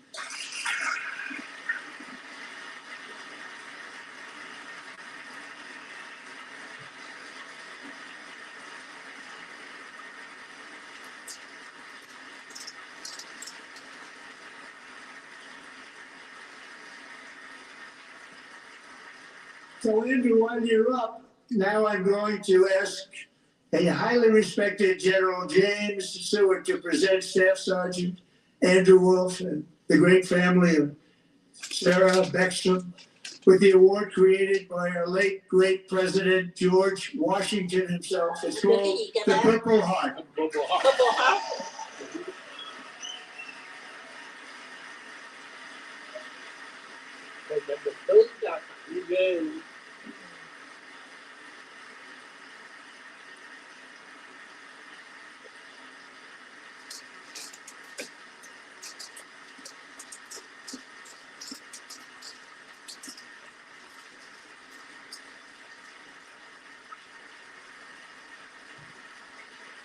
Giữ hết chứ.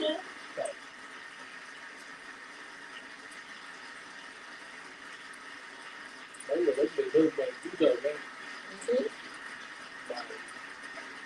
Để nói chậm cho bây giờ hết ở đơn vị còn đang tặng ngay quốc hội và ngay cái buổi mà trọng tâm nói chuyện. We love you all. Love you. Love you too, Tổng. We're proudly restoring safety for We love you Americans too, at home. sir. We are I'm also willing to die for you. restoring security for Please save Americans America. abroad. Our country has never been stronger. In my first 10 months, I ended 8 wars, including Cambodia. Isn't it funny? Some sick people. Cambodia and Thailand, Pakistan and India would have been a nuclear war. 35 million people said the Prime Minister of Pakistan would have died if it were not for my involvement. Kosovo, and Serbia, Israel and Iran, Egypt and Ethiopia, Armenia and Azerbaijan, the Congo and Rwanda, and of course the war in Gaza, which proceeds at a very low level. It's just about there. And I want to thank Steve Witkoff and Jared Kushner for your help. Thank you, Steve. Thank you, Greg.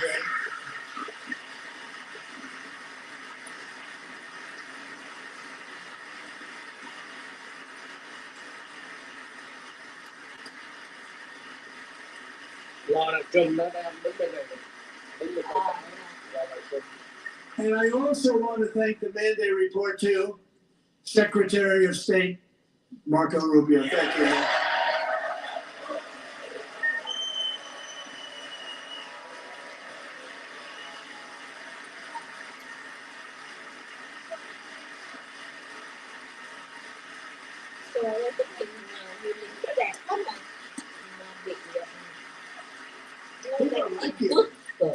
You know, Marco got 100% of the votes when he was in government. I think our next one was about 54%. And some of the Democrats are now saying, I can't believe we approved that guy. And he said it's an honor that they feel that way, right, Marco? You have done a great job, great Secretary of State. I think you'll go down as the best of it.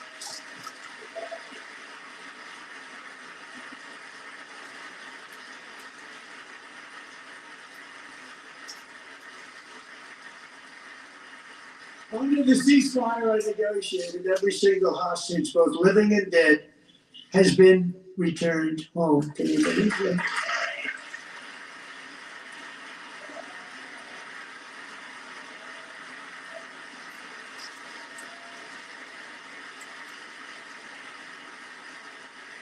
Nobody thought it was possible. Nobody thought that was possible. Both living and dead. And those parents who had a dead son, their boy, they'd always tell me their boy, they wanted him as much as though he were living. It was an amazing period of time. They came back, and well, we got all of the living hostages back, and many, many before then, but I always said those last 20 are going to be very tough, but we got many, many more, hundreds. But I said those last 20 are going to be tough. We got them back, but we only got back 14 or 15 of the dead of the 28. And believe it or not, Hamas worked along with Israel, and they dug, and they dug, and they dug. It's a tough thing to do, going through bodies all over, passing up 100 bodies sometimes for each one that they found. Tough job. And they finally got it back to 27. And then Steve and Jared, they got it back to 28. They found all 28. Nobody thought that was possible, but we did it. And I remember the family of the 28. They were so grieved, but they were so happy as it's possible to be. They had their boy back. The mother said, "Sir, we have our boy back." What a period of time that was, but we got them all back. So thank you both very much.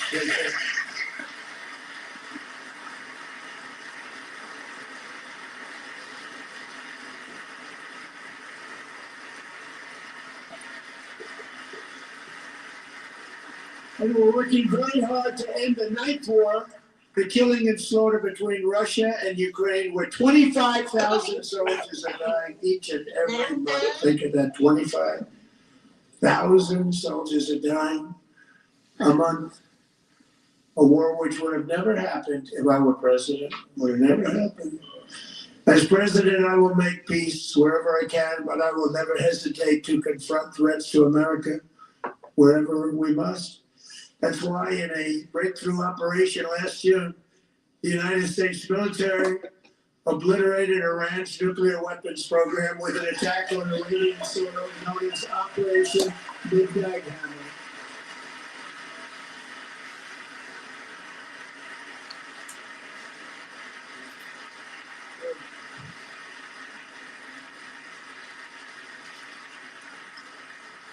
For decades, it had been the policy of the United States never to allow Iran to obtain a nuclear weapon. Many decades. Since they seized control of that proud nation 47 years ago, the regime and its murderous proxies have spread nothing but terrorism, death, and hate. They've killed and maimed thousands of American service members and hundreds of thousands and even millions of people with what's called roadside bombs. They were the kings of the roadside bomb. And we took out Soleimani. I did that during my first term. Had a huge impact. He was the father of the roadside bomb.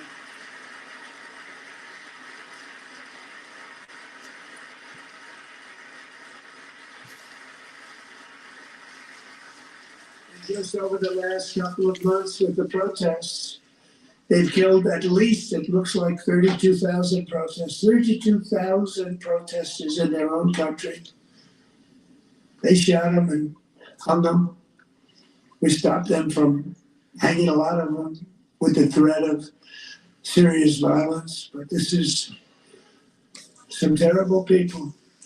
They've already developed missiles that can threaten Europe and our bases overseas, and they're working to build missiles that will soon reach the United States of America. After Midnight Hammer, they were warned to make no future attempts to rebuild their weapons program, in particular nuclear weapons, yet they continue starting it all over. We wiped it out and they want to start all over again, and are at this moment again pursuing their sinister ambitions. We are in negotiations with them. They want to make a deal, but we haven't heard those secret words. We will never have a nuclear weapon. My preference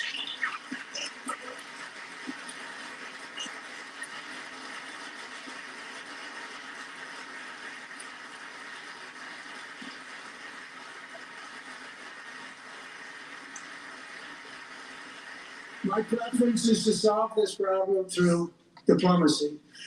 But one thing is certain, I will never allow the world's #1 sponsor of terror, which they are by far, to have a nuclear weapon. Can't let that happen.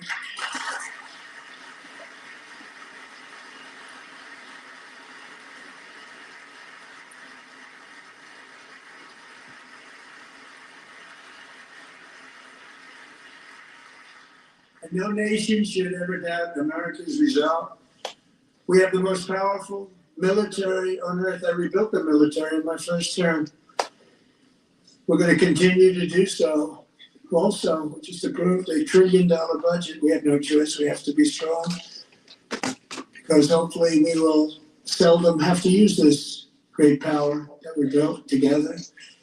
It's really called peace through strength, and it's been very, very effective.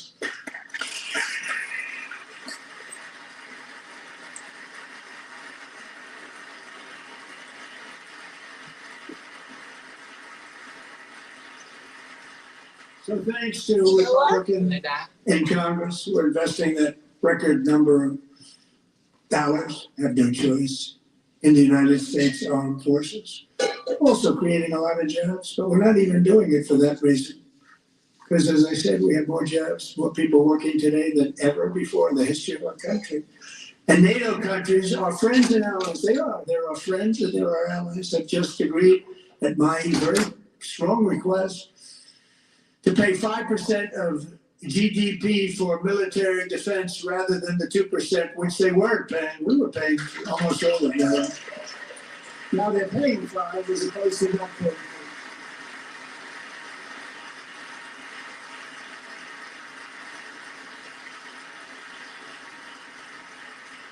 And getting that 5% was something which everyone said would never be done, could not happen. We got it really easily in one meeting. And big difference between 2% that's not paid. We were paying the freight of many of them. Very few were paid up. Now 5% then they're paid. and everything we send over to Ukraine is sent through NATO. They pay us in full. They pay us totally in full. Every branch of our armed forces is setting records for recruitment. This is so exciting. And every service member receives.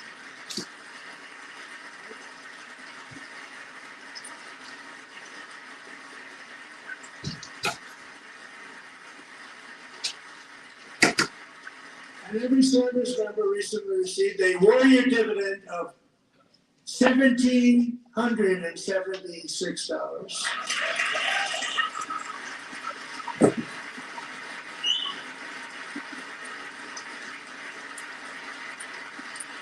You know, they put it on my desk. We got the money from tariffs and other things. We have much more money than people on this world. Have to rebuild that program a little bit, but it won't take long. But we got the money, and it was $1,775, and they wanted my approval. And I said, "What's the number?" $1,775. I said, "Wait a minute. For one more dollar, we can have $1,776." I said, "We're going to figure that." I never asked anybody if we could afford it. One more dollar. I said $1,776, and I said, "That's good." And I'll tell you what, our military, that was 4 months ago, our military, I never see a person in the military that doesn't thank me for it, so we're honored to do it. They deserve it. And we go at 1776. It was great. And we love our military. We love our law enforcement. We love our firemen. You know, the firemen don't get mentioned enough. We love our firemen. We're also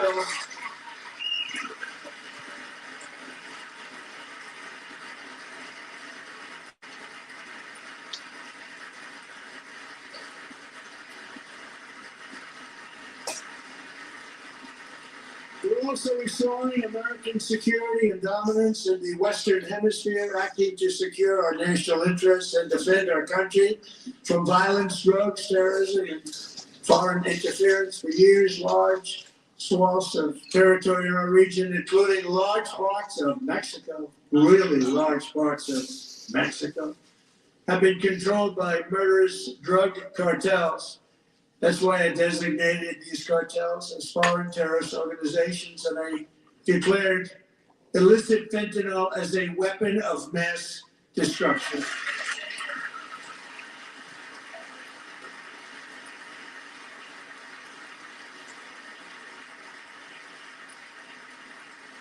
And with our new military campaign, we have stopped record amounts of drugs coming into our country and virtually stopped it completely coming in by water or sea. You probably noticed that. We very seriously damaged their fishing industry also. Nobody wants to go fishing anymore.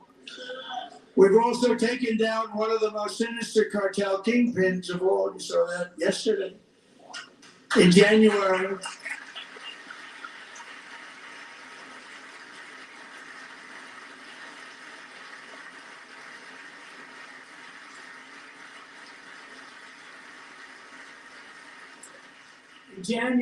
elite American warriors carried out one of the most complex, spectacular feats of military competence and power in world history. No one's seen anything like it. Foreign leaders, I won't tell you who, called me and they said, "Very impressive, very impressive." They couldn't believe, they all watched. They saw what happened. This is a different fighting force than we had years ago when we fought to tie. You know, it's a great fighting force. I'm so proud of it. Look at Space Force. Space Force is my baby. Because we did that, my baby is becoming so important.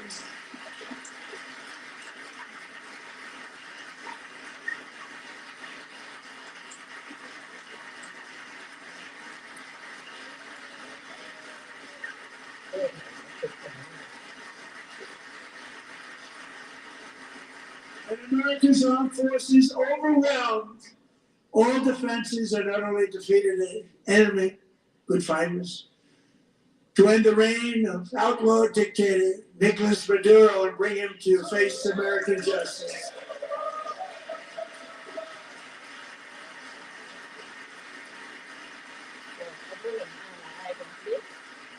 This was an absolute colossal victory for the security of the United States, and it also opens up a bright new beginning for the people of Venezuela. We're working closely with the new president of Venezuela, Delcy Rodriguez, to unleash extraordinary economic gains for both of our countries and to bring new hope to those who have suffered so terribly. They really did suffer. With us tonight is Alejandro Gonzalez. He grew up in a tight-knit Venezuelan family and was especially close to her beloved uncle Enrique. But after Enrique ran for office and opposed Maduro, he was kidnapped by Maduro's security forces and thrown into the regime's really infamous prison in Caracas. Alejandro feared she would never see her uncle again. She feared for her own life also.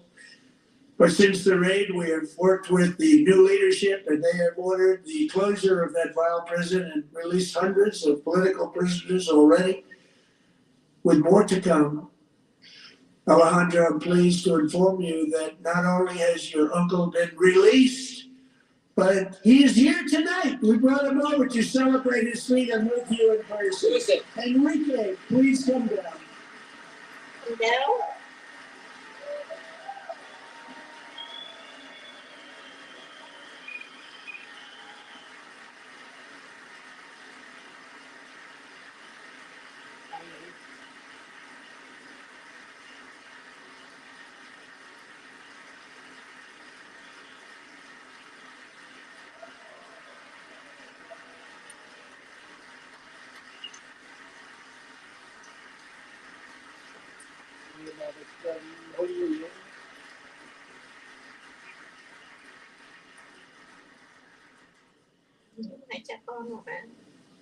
Thank you, Enrique. Have a good time. Nice to have you back, Enrique. There were many heroes on that January raid to capture Maduro. Really great heroes. It was very dangerous. They knew we were coming. They were all set. But the deeds of one warrior that night will live forever in the eternal chronicles of military valor. Chief Warrant Officer 5, Eric Slover, planned the mission and was the flight lead in the cockpit of the first helicopter. A big, beautiful, powerful helicopter. It was a massive Chinook carrying, as you can imagine, many American warfighters. Wearing the dog tags, his wife Amy had blessed with holy water before he left. She knew it was going to be a rough one. Eric steered the Chinook under the cover of night and descended swiftly upon Maduro's heavily protected military fortress. This was a major military installation, protected by thousands of soldiers and guarded by Russian and Chinese military technology.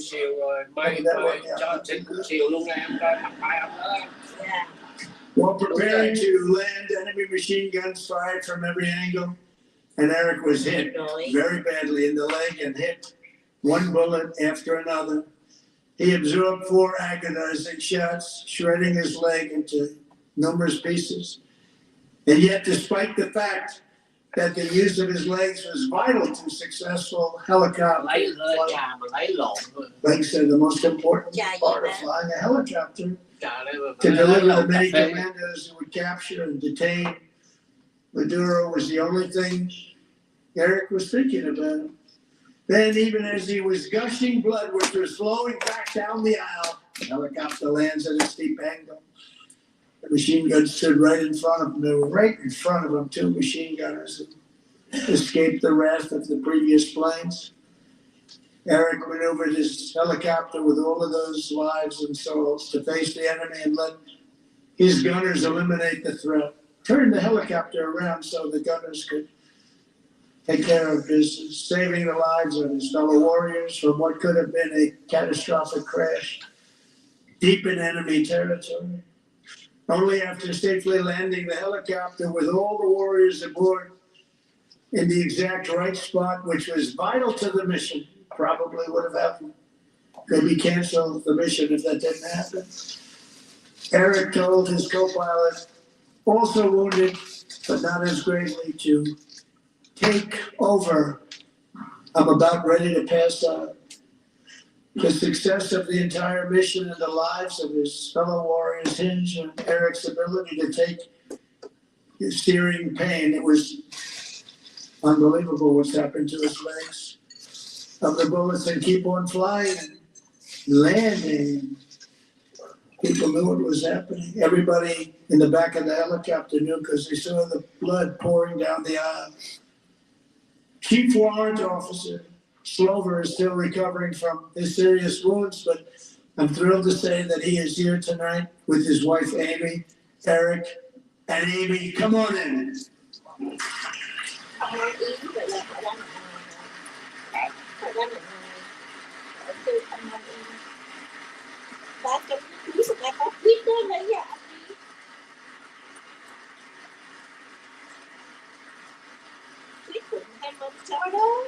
Mấy cái người này đi bắt Maduro đó em.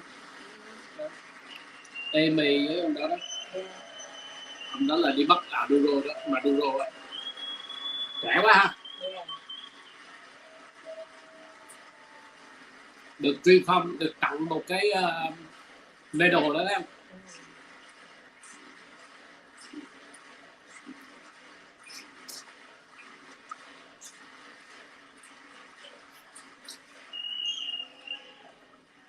Đảng Dân Chủ nó quên. So we have a surprise, Eric and Amy.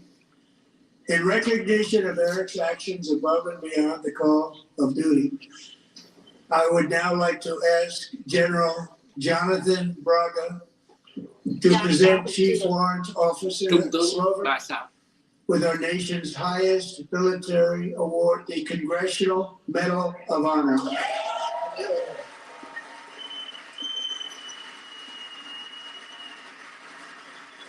Wow, trên cổ luôn. Đúng là lính hay cho mặt nghiêm nghị hơn. Lính rồi. Có một cái bằng airborne, một bằng dù, cánh dù nữa đó, airborne nào.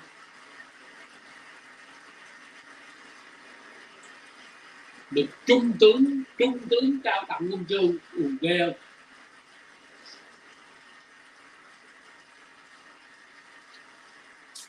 Joe Biden mà nó đừng có cà chớn giờ này, anh Lương Xuyên Việt cũng là đeo 3 sao đúng không đó. Yeah, seniority của anh Lương Xuyên Việt là bằng 3 sao cũng như máy có thằng chút giật Joe Biden nó tới là tích.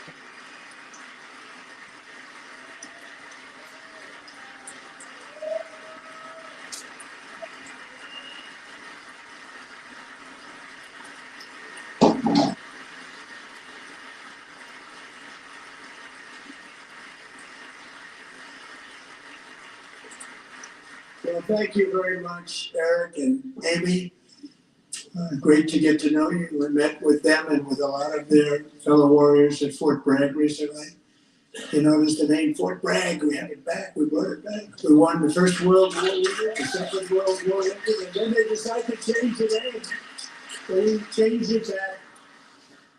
Everybody wanted to change back too.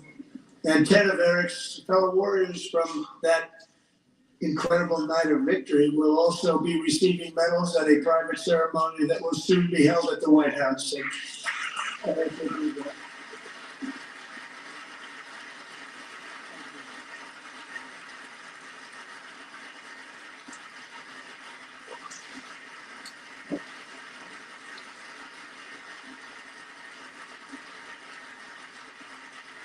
Bố thấy gì quá chắc về ai cũng đau tay.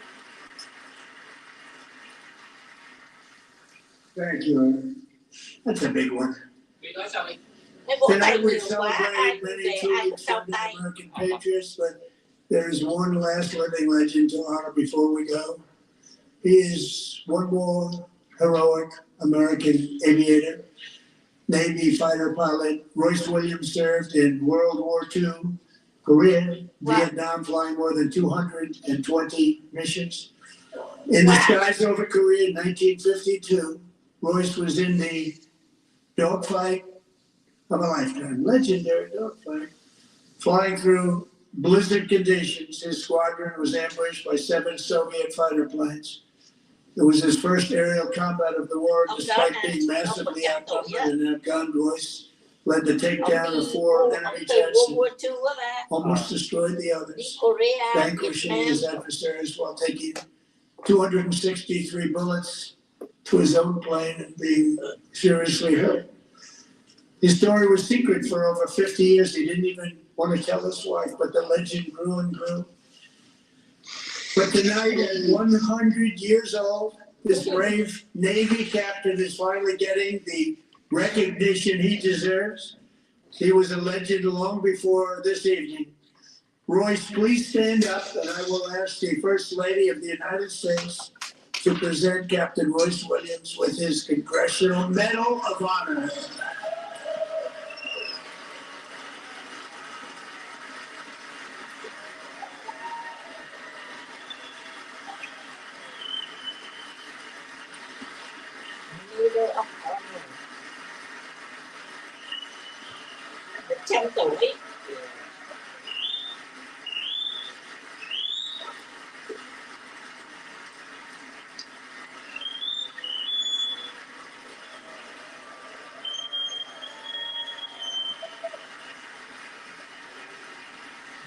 Nói ổng đi World War II là sao, Korea là gì đó.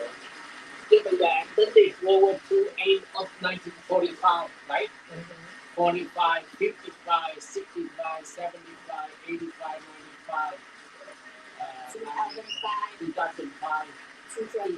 2005, 2025. Và bao nhiêu năm? Giờ ta đếm lại, ta đếm lại rồi nó tay.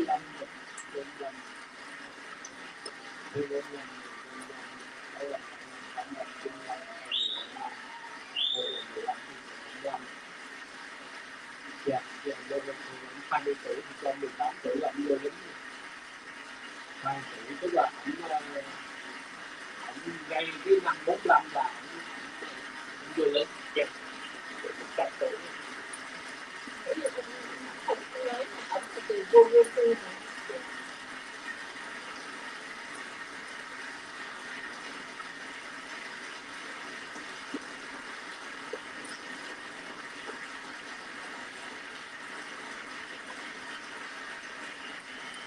Hoàng đội được rồi, sit down.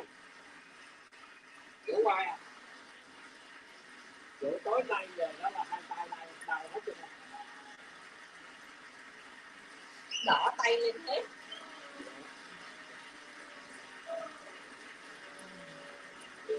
Quá tự hào luôn, từ 2000.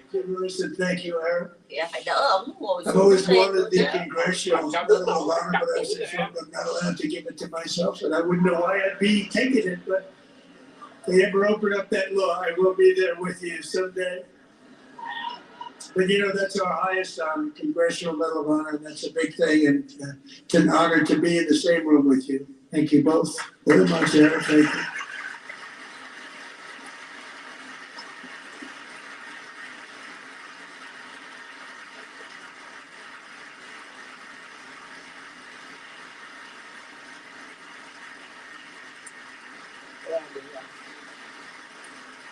Thank you.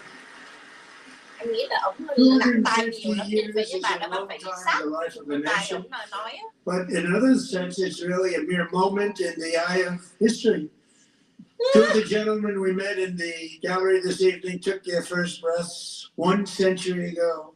100 years before that, on July 4th, 1826, the author of the Declaration of Independence, brilliant, Thomas Jefferson, drew his last breath.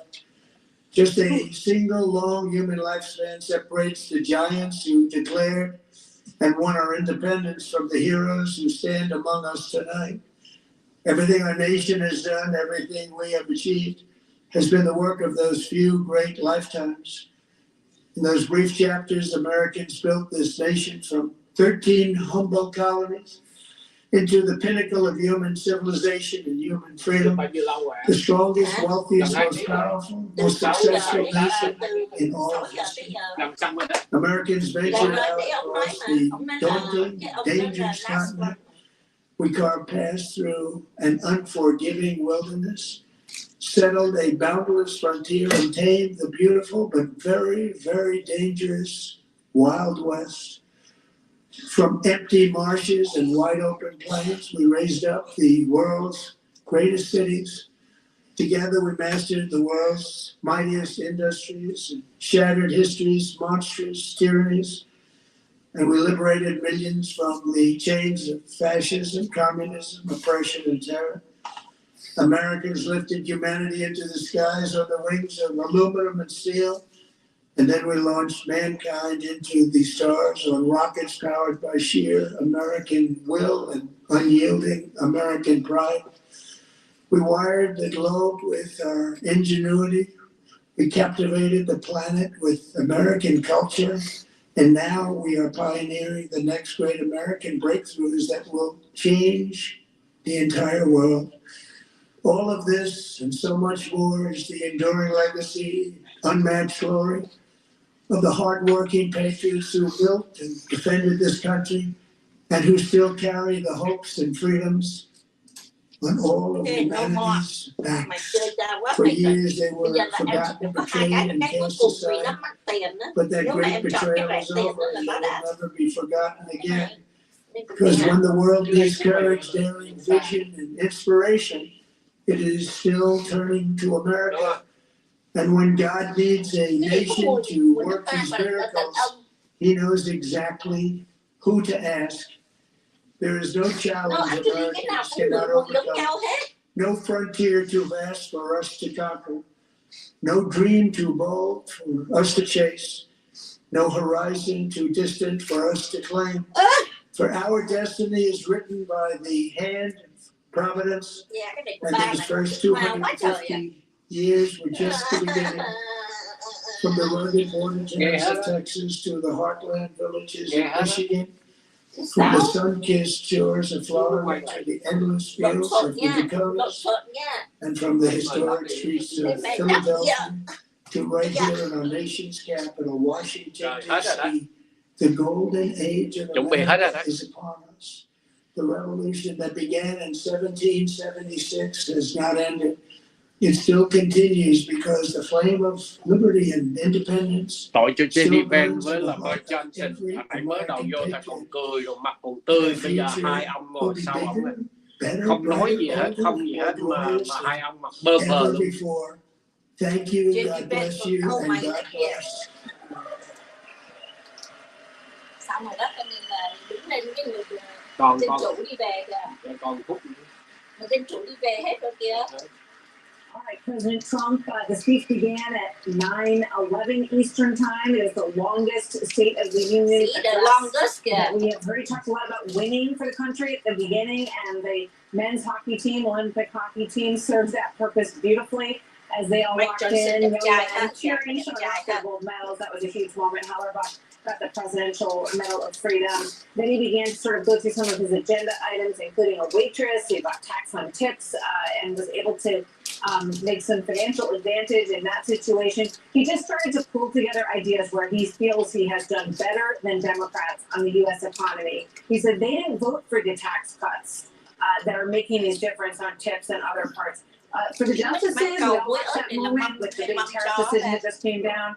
He did not really scold them from the podium here. He shook hands with them on the way in and basically said tariffs are going to stand. We're going to figure out a way to make it work with the other section of law. And he said the country basically want to leave it all in place anyway. He went on to health care.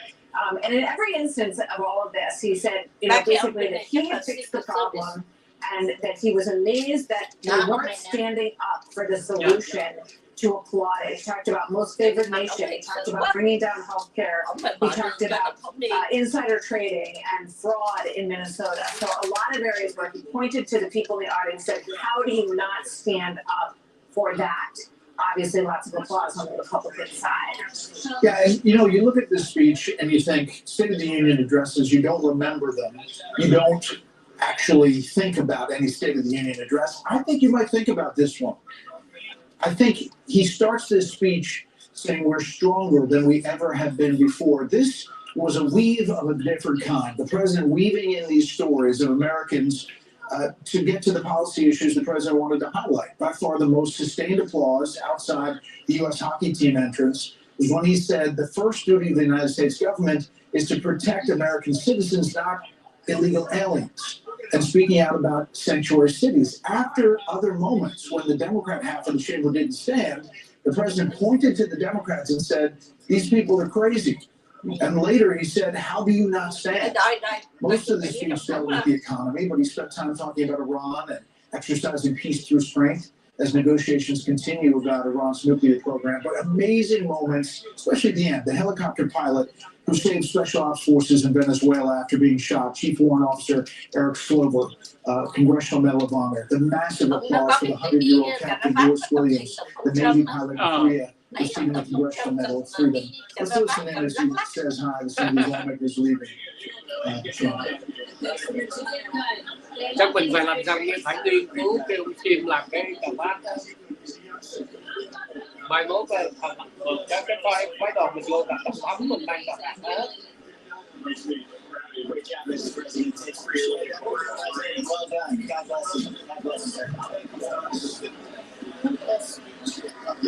Ray, you talked about this speech.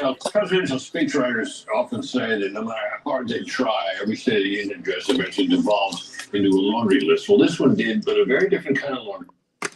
Ok anh Jam, bây giờ tới phiên anh em mình. Ok, rồi. Đó là tóm tắt cái bài nói chuyện của Tổng thống Trump cho nó xong rồi là mình làm tới phiên của mình để mà hồi nãy mình có nói là mình sẽ tóm tắt lại cái buổi nói chuyện của Tổng thống Trump có những cái chủ đề như thế nào.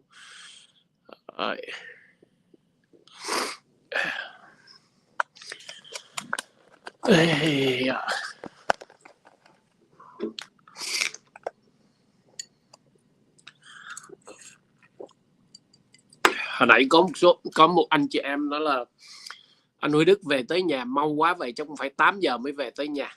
Dạ, thực sự mình chưa có về tới nhà. Máy bay của mình landing ở phi trường Seattle. Lúc đó là bây giờ mấy 4 giờ rồi ra lấy hành lý rồi về lấy xe. Thì mình tính nếu mà mình lái xe về tới nhà đó thì không kịp cái buổi nói chuyện của Tổng thống. Về tới nhà phải 8:30 là mình bị miss. Mình sẽ bị miss cái buổi nói chuyện này. Mình rất là muốn nghe cái buổi nói chuyện này. Thưa quý vị, thưa quý anh chị em, đây là cái buổi nói chuyện thứ 2 của Tổng thống Trump trong nhiệm kỳ 2, lần thứ 2. Vì vậy cho nên đó là mình mới mướn một cái hotel. Mình mướn một cái hotel. Nói với bà xã em ơi, bây giờ mệt quá rồi, thôi đi kiếm chỗ. Hai vợ chồng mới đi ra Subway mua một cái miếng bánh mì Subway. Hai vợ chồng mỗi đứa mỗi cái. Rồi về khách sạn ăn. Thì chỉ 30 phút thôi là cái buổi nói chuyện. Mình muốn nghe trực tiếp. Thưa quý vị, thưa anh chị em, mình muốn nghe trực tiếp cho nó hấp dẫn. Dạ. Tại sao mình không thông dịch? Cái lý do là mình muốn anh chị em nghe. Giống như mình vậy, mình thông dịch thì mình dạy lại mình không có concentrate được, mình không có chú ý được. Vì vậy cho nên đó là anh Quý Đức ơi, em không có biết tiếng Anh, em không hiểu tiếng Anh, cứ nghe riết đi rồi tự động nó hiểu. Con vịt nhốt chung vô con gà nhốt chung vô con vịt, riết rồi nó cũng nhảy xuống nước, nó cũng biết bơi à. Mà con vịt nhốt chung với con gà riết rồi nó cũng chip. Thành ra đó là chúng ta có cứ quen cái vấn đề là phải thông dịch sẵn, phải như thế này thế kia. Anh chị em thấy vừa rồi nhục nhã của Tô Lâm hả? Một thằng tổng bí thư rồi ta nói nó tranh luận với giáo sư của đại học Harvard. Tôi tranh luận với ổng, tôi nói với ổng như thế này, tôi nói với ổng như thế kia. Mẹ sao lờ, ok?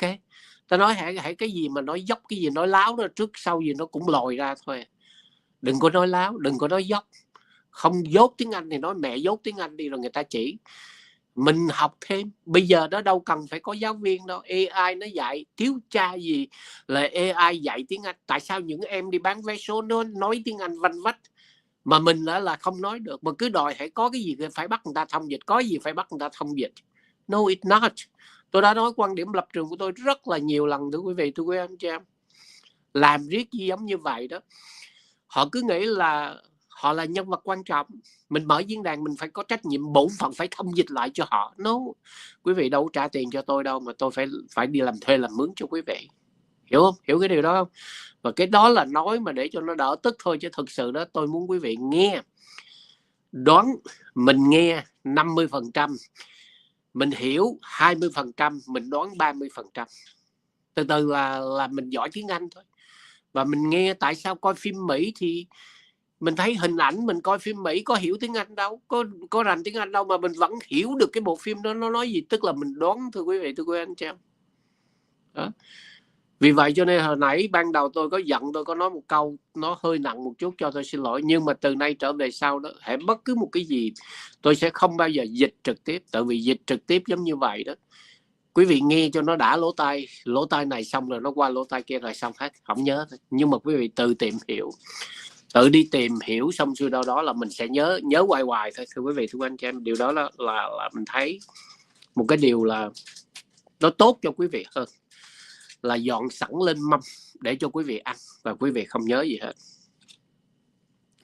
Những cái ý lớn tôi nói là để cho tôi theo dõi, tôi nghe, và tôi sẽ cố gắng làm sao tóm tắt lại những cái ý lớn trong bài phát biểu của Tổng thống Trump năm 2016 đó. Anh chị em để ý những cái trọng tâm ông nói về gì? Về cái vấn đề kinh tế. Tổng thống Trump nhấn mạnh về vấn đề lạm phát, về vấn đề lãi suất thế chấp và giá xăng đang giảm. Ok. Còn $1.80 mấy cent, 85 cent, thưa quý vị, thưa anh chị em. Trong khi những cái nhà phân tích của đảng Dân Chủ hoặc là những giáo sư của Đại học Harvard cho biết rằng đó là ông né tránh thực tế và chi phí sinh hoạt vẫn còn đè nặng lên nhiều người dân. Đó là những cái nhà phân tích của Đại học Harvard hoặc là những đảng Dân Chủ. Nhưng chúng ta là người dân ở bên Mỹ, chúng ta biết rất là rõ và thấy rất là rõ. Cũng giống như, đừng nói đâu xa, giống như ở tại Bellingham, thành phố tôi ở, khi thời Tổng thống Joe Biden tôi phải đổ 5 đồng mấy, gần 6 đồng. Lúc mà cao nhất là 6 đồng 20 cent. Nhưng mà bây giờ chúng tôi đổ còn có 3 đồng 40 cent, 3 đồng 49 cent, có khi xuống còn 3 đồng 19 cent. Thì thấy nó giảm gần được một nửa, thưa quý vị, thưa anh chị em. Điều đó là chúng ta thấy rất là rõ rồi. Họ không chấp nhận những cái Tổng thống làm được, cũng giống như trong cái buổi nói chuyện hôm nay đó. Thưa quý vị, thưa anh chị em, thấy có thậm chí nói về những cái người mà gọi là gì, những cái người mà nạn nhân đó, họ cũng không thèm đứng lên luôn. Và cái con Muslim, cái con đảng Dân Chủ Muslim và cái con ngồi bên rất là mất dạy, rất là lưu manh, rất là mất dạy. Những cái kẻ đó tại sao để nó ngồi trong hội trường, thưa quý vị, thưa anh chị em. Thực sự đó mà mình coi mà mình nổi nóng cái lối mất dạy của tụi Muslim, của tụi đảng Dân Chủ vậy. Thậm chí mà Tổng thống Trump nói là cái bọn này, cái đám này là crazy, they are crazy people. Và nhiều lần ông nói, mà Tổng thống Trump nói còn rất nhẹ đó. Nếu mà tôi nói là cái đám này đó, nguyên một cái đám ngồi chỉ nè, tụi nó là handicap, tụi nó đi xe lăn tới đây cho nên nó không đứng lên được. Thành ra thông cảm đi, phải nói giống như vậy á, phải chửi vô mặt tụi nó giống như vậy mới được. Chứ còn nó tại sao tụi nó không đứng lên nhẹ nhàng quá? Bởi vì tụi nó muốn phá hầu như những cái buổi nói chuyện năm ngoái cũng giống như năm nay. Thưa quý vị, thưa anh em, tụi đảng Dân Chủ là nó muốn phá hôi. Nó không chấp nhận những cái gì mà Tổng thống Trump làm được giống như vậy. Thưa quý vị, thưa anh chị em, trong cái bối cảnh chính trị đó, bài diễn văn của Tổng thống được xem là một cái bước then chốt để củng cố ủng hộ cho cử tri bầu cử giữa nhiệm kỳ, khi toàn bộ 435 ghế Hạ viện và khoảng 1/3 Thượng viện sẽ phải bầu lại. Và đảng Dân Chủ kỳ vọng rằng họ sẽ giành lại kiểm soát quốc hội. Đó là những cái gì mà đảng Dân Chủ họ muốn. Nhưng chúng ta đặt cái câu hỏi là đảng Dân Chủ đã làm gì được cho người dân Mỹ? Cái đề tài này tôi đã nói rất là nhiều lần. Show me. Hãy cho tôi thấy, hãy chứng minh cho thấy. Nếu mà anh nói đảng Dân Chủ anh giỏi, anh cứ đưa ra đã làm cái gì, đảng Dân Chủ làm được cái gì, thử nói nghe thử coi. Hả? Cái policy của họ, cái brand của họ, cái policy của họ, cái kế hoạch chương trình của họ, hate Trump, chửi Trump, Detroit America. That's it. Đảng Dân Chủ cái mục đích đầu tiên là gì? Trong cái schedule của họ là hủy hoại nước Mỹ, tức là Detroit America. Thứ hai là hate Trump. Thứ ba là chửi Trump. That's all. Ngoài ra họ không làm được một cái gì cho đất nước Mỹ, cho người dân Mỹ cả. Thậm chí khi mà Tổng thống Trump tấn công và bắt cái tên tội phạm ma túy Maduro, họ lại binh vực Maduro, họ yêu cầu Tổng thống Trump là phải thả ra. Đó, thưa quý vị, thưa quý anh chị em, những cái điều đó chúng ta thấy rất là rõ ràng giống như vậy. Làm sao để mà đảng Dân Chủ nó không thể giành lại ở lưỡng viện Quốc hội, kể cả Hạ viện hay Thượng viện, ở cái midterm này. Không thì khi mà nó lấy lại được rồi, nó cứ luận tội Tổng thống Trump, luận tội Tổng thống Trump, luận tội Tổng thống Trump. Đó chỉ là những cái gì Dân Chủ, đảng Dân Chủ họ làm, cản cái bước đường tiến của nước Mỹ và người dân Mỹ. Luận tội một cái người yêu nước giống như Tổng thống Trump giống như vậy,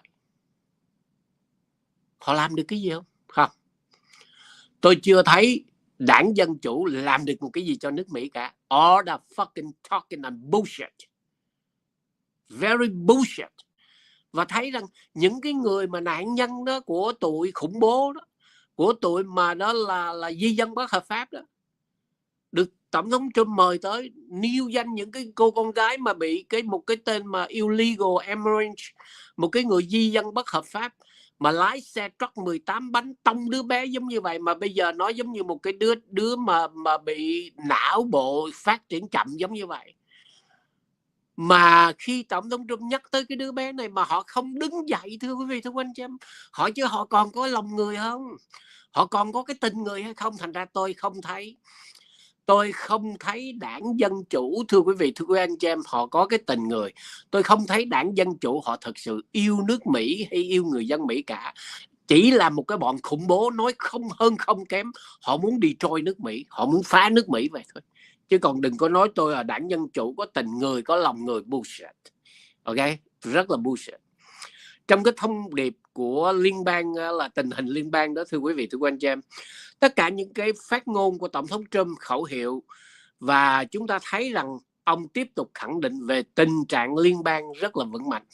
Ok, move on, chứ không có mà đi thụt lùi. Yeah. Rồi ông nhắc tới những cái mà cắt giảm những cái lãng phí về gian lận và lạm dụng ở tiểu bang Minnesota. Và lúc đó camera chiếu tới cái con Oma, cái con dân biểu Muslim, con dân biểu mà làm giả giấy tờ là kết hôn với là anh ruột của mình để mà đem qua Mỹ này. Và những sự gian lận về tiền bạc mà trời ơi, một cái con số là tiền tỷ giống như vậy, mà mỗi chỉ có một thành phố Indianapolis gì thôi, còn 50 tiểu bang nữa thì sao, thưa quý vị, thưa quý anh chị em? Hả? Một thành phố trong một tiểu bang thôi mà nó đến khủng khiếp đến như vậy, 19 tỷ Mỹ Kim. Thì anh chị em nghĩ cái bọn Muslim mà nó ở 50 tiểu bang, ở New York, ở Cali, ở vân vân, thì cái số tiền người dân Mỹ đi làm phải đóng thuế để mà nuôi cái bọn mà là cướp biển này thì nó sẽ lên tới cỡ nào? Why? Tại sao tụi đảng Dân Chủ không nhìn thấy điều đó anh chị em? Bởi vì tụi nó là đồng bọn, bởi tụi nó là đồng phạm, đồng bọn với nhau, cho nên nó đâu có thương tiếc gì nước Mỹ đâu. 19 tỷ hay 190 tỷ hay 1.900 tỷ gì đó, cái nước Mỹ này có mất bao nhiêu tiền tụi nó cũng không khe. Bởi vì mục đích cuối cùng của tụi đảng Dân Chủ là gì? Là biến nước Mỹ này thành một bãi chiến trường, biến nước Mỹ này để mà cho tụi socialist, tụi communist take over. That's all they want. Đó là điều cái tụi nó muốn là như vậy. Thành ra anh chị em thấy khi Tổng thống nói Trump mà nói chuyện á, tụi nó có cái hành xử giống như là một cái bọn mà du côn, một cái bọn côn đồ, chứ không phải là những cái vị dân biểu. Chúng ta thấy rất rõ ràng, ngồi há cái mỏ chó tụi nó ra, lũ súc vật Muslim mà là khủng bố Somalia của tụi nó, rồi từ ngồi ở dưới chửi động lên như vậy. Mẹ người ta cũng là Muslim, nhưng mà tại sao người ta đàng hoàng, người ta là lịch sự? Còn cái tụi này cũng là Muslim, nhưng mà Muslim là khủng bố, Muslim là giống như là quá khích, Muslim là cướp biển. Thành ra nó khác hoàn toàn. Có nghĩa là mình nói như vậy không có nghĩa là Muslim ai cũng giống như ai. Tụi Muslim khủng bố nó khác nhanh chứ. Ok, tụi Muslim quá khích nó khác. Tụi mà Muslim mà giết được một người Mỹ đó là được lên thiên đàng, và 10 cô gái còn trinh, không biết ở trên thiên đàng gái còn trinh đâu, nhiều quá không biết nữa. Hả? Là được lên thiên đàng là cho được 10 cô gái còn trinh, lấy được 10 con vợ còn trinh ở trên đó. I don't know. Và những cái đó là cái mà để cho chúng ta thấy rằng những cái con Muslim dân biểu mà nó ngồi nguyên một cụm với nhau, đó là những cái con Muslim dân biểu quá khích và xuất thân từ ở một cái quốc gia mà cướp biển đến cái mức độ mà phải nói cả thế giới lên tiếng luôn. Chúng ta nhìn kỹ cái điều đó. Tôi cố gắng tôi tìm coi thử có nhìn thấy rằng cái anh dân biểu Derek Trần Việt Nam Mít của mình hay không, mà tôi không để ý, tôi không thấy anh chị em. Tôi không thấy là cái anh dân biểu Derek Trần của mình đó là ngồi ở trong chỗ đó, không biết anh chị em có thấy thì tôi cũng không hiểu được. Thưa quý vị, thưa quý anh chị em, vì vậy cho nên Tổng thống Trump đưa những cái con số ra để chúng ta thấy rất là rõ ràng. Thứ nhất là biên giới đã hoàn toàn siết chặt. Trong vòng mấy tháng, gần 6 tháng nay, những cái kẻ mà illegal immigrant tới nước Mỹ, con số là zero. Hơn 1 triệu người voluntary, tức là hơn 1 triệu người tình nguyện để trở về cố hương, trở về nguyên quán của họ. Khi họ sống ở Mỹ này, họ sống ở Mỹ dưới chế độ của Tổng thống Trump, không có welfare, không có food stamp, không có iPhone, không có benefit, không có nhà, không có cho hotel ở, không có gì hết. Thì họ nói rằng thà là họ về quê của họ, họ về đất nước của họ, chứ họ ở Mỹ này mà đi làm homeless thì họ không chịu. Họ muốn tới đất Mỹ này là bởi vì đất Mỹ này là có benefit cho họ, có tiền free cho họ, có nhà free cho họ, có phone free cho họ, họ mới ở. Chứ còn nếu mà tới đây đó mà đi làm, tới đây mà giống vậy thì thôi họ về. Vì vậy cho nên hơn 1 triệu người di dân đất bất hợp pháp họ đã tình nguyện trở về nguyên quán của họ. Thưa quý vị, thưa quý anh chị em, họ trở về nguyên quán của họ. Trong những cái vấn đề mà xảy ra giống như vậy, chúng ta thấy rằng ở trong bài phát biểu của Tổng thống Trump, thứ nhất là ông nói về cắt giảm những cái lãng phí, chi tiêu lãng phí hàng ngàn tỷ đô la, những cái sự gian lận. Ông ta dùng cái chữ là super force, một cái gian lận mà nó không phải là nhỏ, mà nó bigger, hàng tỷ, a billion dollar, ok? Vì vậy cho nó không phải là đơn thuần là một vài trăm triệu.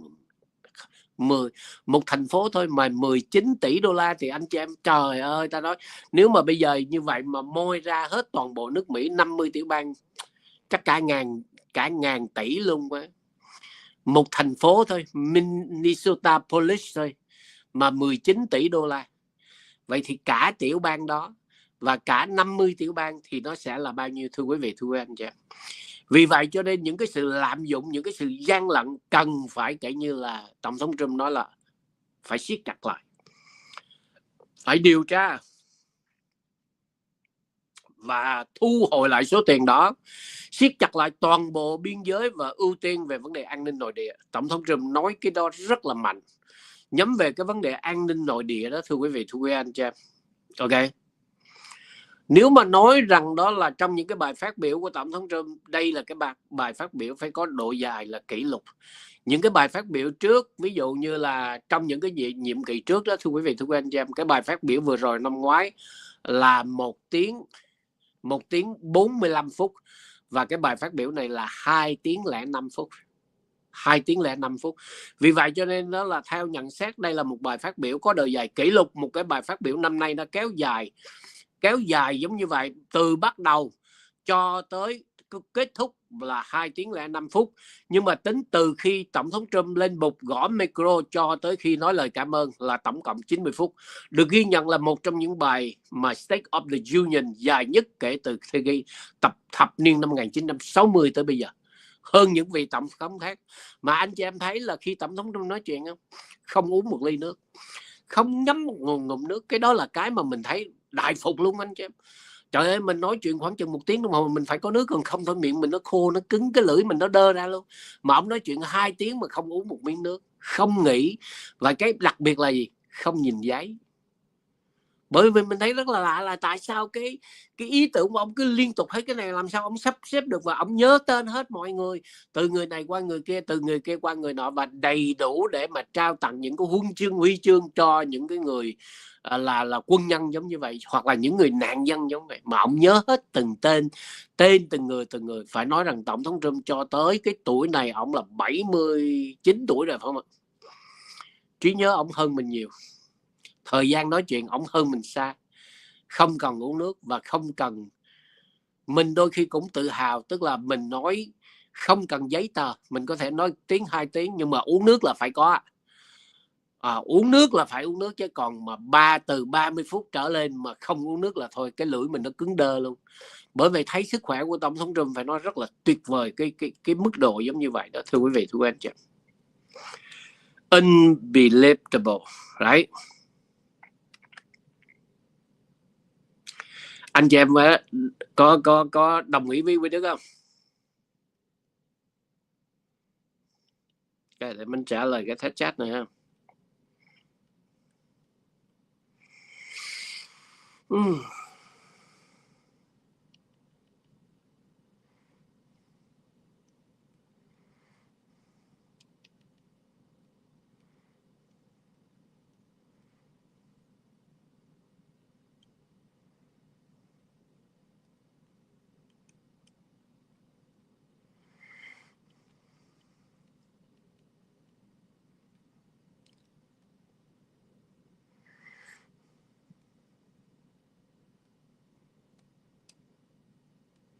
Ok, rồi. Thưa quý vị, thưa quý anh chị em, vì vậy cho nên đó là, nhưng mà ông nói đó là chưa có hết ấy. Anh chị em biết đó là đúc kết của Tổng thống Trump thường có một cái đuôi, hầu như bài phát biểu nào cũng giống nhau ấy. Together, chúng ta sẽ làm cho nước Mỹ vững mạnh trở lại. Together, chúng ta sẽ làm cho nước Mỹ healthy again. Together, chúng ta sẽ làm cho nước Mỹ đó là được tôn trọng trở lại. Đó mới là cái bài đúc kết. Thành ra khi lúc này đó là giống như hết giờ, ông chỉ nói là cảm ơn thôi. Kể cả cái God bless you and God bless America, ông cũng không có giờ luôn nữa. Ông tại vì nó quá giờ rồi, là cắt ngang ngay cái khúc đó, chỉ có lời cảm ơn rồi là hết thôi. Chứ đúng ra tất cả những bài phát biểu của Tổng thống Trump bao giờ cũng cái đuôi cũng rất là có hậu. Sau những cái mà together chúng ta như thế này, together chúng ta sẽ là make America great again, God bless you, God bless America. Đó là cái câu đúc kết trong cái kiểu nói chuyện của Tổng thống Trump. Nhưng mà hôm nay đó là ông đi quá giờ. Hôm nay ông đi hơn 2 tiếng đồng hồ giống như vậy, cho nên cái bài kết của Tổng thống Trump không giống như mọi lần trước, thưa quý vị, thưa anh em. Và hôm nay khi mà Tổng thống nói chuyện, những cái nhân vật mà Tổng thống Trump mời tới tòa Bạch Cung, đặc biệt là cái team hockey của America, theo như là trong những cái bài nói chuyện đó là 42 năm trường ròng rã, cái đội hockey của Mỹ mới đánh bại Canada. Và anh chị em biết trong cái Olympic lần này đó là cái trận cuối cùng là hockey của United States gặp Canada, phải không ạ? Gặp mấy quốc gia lần hay sao đó, mà cuối cùng là Canada đó là đi về, và hockey của Mỹ là lãnh được cái huy chương vàng. Thành ra đó là một cái lịch sử. Tổng thống Trump mới mời cái team, cái hockey team tới. Nếu mà như đêm nay đó, tôi nói thật với anh chị em, nếu mà đêm nay có thời gian đó mà Tổng thống mời được cái cô mà trượt băng trên tuyết đó, trượt pate trên băng gì đó, cái cô Liu gì đó, Emily Liu gì đó, cái cô mà gốc người China. Và anh chị em biết là China đó, nó đã mời cô này rất là nhiều lần là chơi cho đội cho China, mà cô này từ chối. Cô này chơi cho đội Mỹ và cuối cùng cô được cái huy chương vàng. Và tụi China nó rất là cay cú. Nếu như mà đêm nay đó mà có thời gian mà Tổng thống Trump đó mời cô này tới và kể như là níu danh cô này lên, rồi đó là sẵn đó là khịa tụi China luôn, rồi tụi China có nước học máu thôi, hiểu không? Nếu giống như Tổng thống Trump nói ở đây là những nhân tài và đây là những người gốc là từ China, mà tại sao đó là họ đến Mỹ và họ chơi cho người Mỹ, họ sanh con cái ở Mỹ và trở thành những người Mỹ. Bởi vì sao? Bởi vì Mỹ là một cái dream America. Bấy nhiêu đó là chơi tụi China là nó ói máu luôn thôi. Mà cái tính Tổng thống Trump đó là cái tính là thích cà khịa nữa. Nhưng mà rất tiếc là tối nay không có cái cô Liu đó, mà có cái team, cái team mà đó hockey đó, thì tôi nghĩ Canada chắc họ cũng giận lắm. Tôi nghĩ là Canada chắc cũng nghiến răng, cũng khó chịu lắm, thưa quý vị, thưa anh em. Ở trong suốt cái thời gian này, chúng ta thấy là từ khi Tổng thống Trump trở lại lãnh đạo Hoa Kỳ, người Mỹ chúng ta không còn phải cúi đầu nữa. không còn phải nói nhỏ nhẹ nữa, không còn phải khom lưng cúi đầu, và không cần đi ra ngoài phải che mặt giống như thời chúng ta sống dưới thời của Obama hoặc là dưới thời của Joe Biden.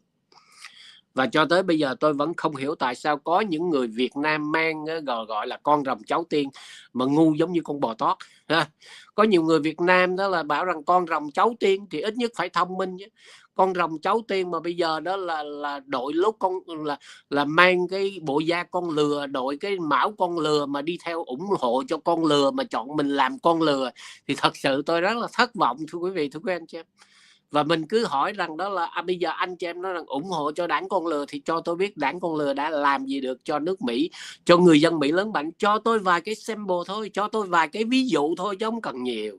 5 hay 10 cái là để mà tôi tâm phục khẩu phục, mà cho tới bây giờ chưa có, chỉ chửi Trump thôi.